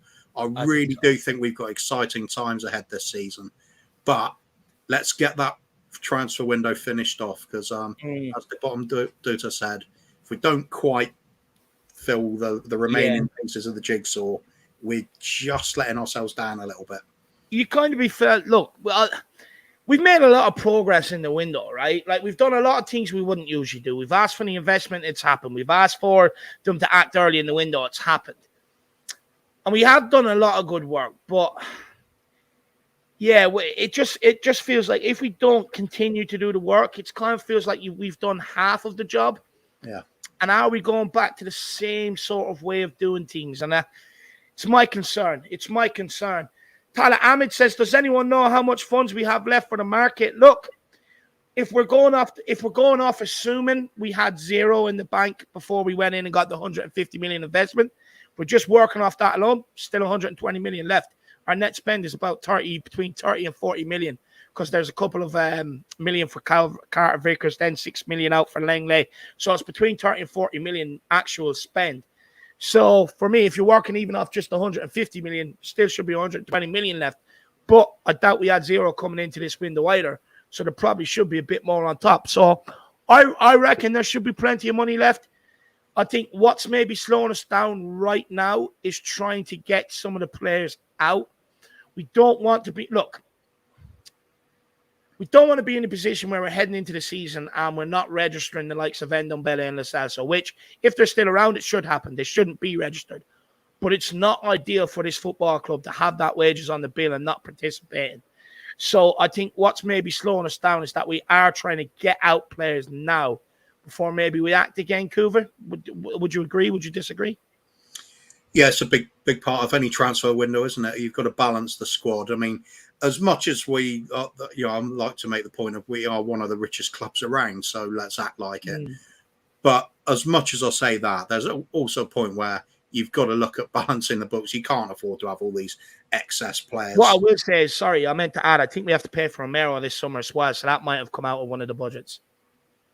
It could, but the way I look at it, there's always an amount outstanding every season. So true, yeah. If you chuck 150 million at any point, saying that's the cash injection, treat it as 150 million because the rest of it would have happened anyway. So I'm not too worried about how much is actually going to go on players is another question, because that statement was open to interpretation with what he said. Levy said it's for both investment on and off the pitch. There's no definition there of or no way of highlighting exactly what the percentage is each way. So we'll wait and see. But I mean, I think Brian's slowly wearing me down to thinking we might just be getting a marquee signing at the end anyway. I mean, logically thinking for me is if we did get the likes of Jed Spence in now, perhaps even, let's push it out a little bit and say a Bremer. Somebody like that who could fill that role and add an extra body in that central defence with a bit of height, perhaps a bit of real stopping power to go with the footballing centre backs around them. If we got that, I'd like to believe we still got the money for that real gem of a signing that we're all craving for. Perhaps that unknown factor, like when Van der Vaart come in, we didn't see it coming, and it's like, wow, what an amazing player. I'm hoping somebody like that. It doesn't necessarily have to be a huge investment. It just has to be somebody who catches the imagination, just offers that little bit something different for when we are struggling to break teams down at times. Where people are always talking about the player using a cam. It doesn't have to be a cam. It's just somebody with a bit of variation to the way they play. Richarlison is one of those players, so that's going to add to it. But I'll keep looking at the likes of Memphis Depay. I mean, Depay. A while ago, I thought no chance. Don't want him at all. Failed at United. But the more I've looked at it, I thought, you know what? He really would add a little something to the team. He's got to wait up. Then again, is his attitude a bit dodgy for us? Is he a bit full of himself? That's where I think he lets himself down. Is possibly is his attitude, because he has had attitude problems where he's been. I think that's what might let him down. But look, the boy, it's definitely, I would say, an interesting one. I mean, definitely one that we might keep an eye on, because from what I believe, reports are out there that Barcelona could be looking to sell for as little as 20 million. So be very, very interesting. I just want to take a super chat from Shawnee. It's a big up, Dave, and everyone. I just want to apologize for my part in last night's drama. The passions went too far and I reacted badly. Love you all. Look, my man, it's the first thing I addressed today. First thing I done. I held my hands up for my part. I apologized. And look, at the end of the day, we're brothers, man. We kiss and we make up. I do worry that people might want that picture of us kissing. That is a concern of mine. But at the end of the day, Sean, we're Spurs fans. Look, me and you, I'm not going to say cut from the same cloth, but we're very passionate. We have our points. We believe in it. And we'll argue with any fucker that tells us different. And that's the way it is. That's the way we are, my man. Look, realistically, we shouldn't have to apologize to each other. We should just know it's water under the bridge. But look, my man, glad we could get it all sorted and we keep moving, my man. At the end of the day, we're passionate Spurs fans, and people rather have us passionate than not passionate. But it's all forgotten about, all swept under the rug, my man, and we move on. And if you want to go back and watch it, I did address it straight away at the start of the stream and said basically the same as you said here, my man. But look, it takes a big man to come in and do that as well. So I really do appreciate that, brother. I really do appreciate it. Look, at the end of the day, we both played our part. It shouldn't have happened. It did. But that's what happens when we're both passionate. So big up, Shawnee, my man. Really appreciate it, lad. Really appreciate it. Look, we'll move on. We'll move on. Much love. Big up, my man. Big up, Shawnee.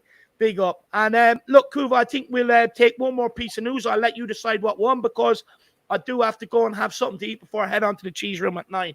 So, my man, any bit of news today, pick it and we'll talk about it. I'll flash it up here. Sonny's birthday. You can wish. Actually, you should be wishing Sonny a happy birthday. Then you've got Tanganga. You know, should it benefit him going to Bournemouth on loan rather than out to Milan or Napoli? Jack Clarke finally leaving. Bye Bergwijn. Or let's do the Jack Clarke one, I think, because we'll first do happy birthday to Sonny because obviously he's great. Robbie Keane as well, isn't it? Today. Yeah. So a couple of club legends there. The Jack Clarke one. For me, that's the epitome of everything that's been wrong with Levy signings over the last couple of decades. It's the cheap option, try and get a speculative little bid in for a player, hope he increases in value and sell him on, and it just doesn't work out. You're basically taking a 10 million loss on him, ruined his career. I mean, what's he been doing in the meantime? He could have been kicking on another club that actually had some value in him. So I'm glad he's doing something with his career now, even if it's dropping down to Sunderland. I think if he starts firing anything like he used to, he'll find himself a good home there. They'll take to him quite quickly. I mean, Sunderland been starved of decent football for a long time now because of their finances. I think this is also the it's the downside of every signing we do make. When people will say, oh, well, why don't we keep him for another season? He'll come good. That's what the club's been doing on the likes of Jack Clarke. It doesn't happen. You can hang on too long. There's a point where it just becomes stupid. It makes no sense either financially or even morally. Why would you want to hold back a player's career just for the sake of keeping him at a club? Joe Rodon's another one that needs to move on. He might be a good player for somebody else. For us, he's clearly not going to make the mark. Managers do not rate him enough to play him. Yeah. If that happens in training, they've made that decision, then the player needs to go. It's absolutely pointless hanging on to it. If anything, it's helping to build a negative atmosphere in the club. Whereas you want players that know they are there for a reason and they've got an opportunity. Some of these players clearly must be feeling the door is shut on me. There's nothing there. I'm just going to mope about because there's nothing to do. Collect a paycheck, go out and have a great nightlife with the money you're making, and no football career. That's no good for anybody. Let's move them on out. Jack Clarke had to go, and he is the warning sign for all those carrying on with that practice. Just don't buy for the sake of it. Speculative punts are not a good idea. It works if you're Chelsea because you backed it up with all the trophies and level of success associated with the name. And we don't have that as much as we want to. That's the position we want to get to, but we're not there yet. So let's keep on with this window as we're doing it so far because it's making a lot more sense. And it helps to shut up somebody that's incredibly cynical about the club like I am. So look, keep going. Long may it continue. And look, Kuba, actually, I would like to get your opinion on this before we end off. Safe standing, returning to English football. Are you for it? Are you against it? Do you think it'll create a better match day going experience for the fans?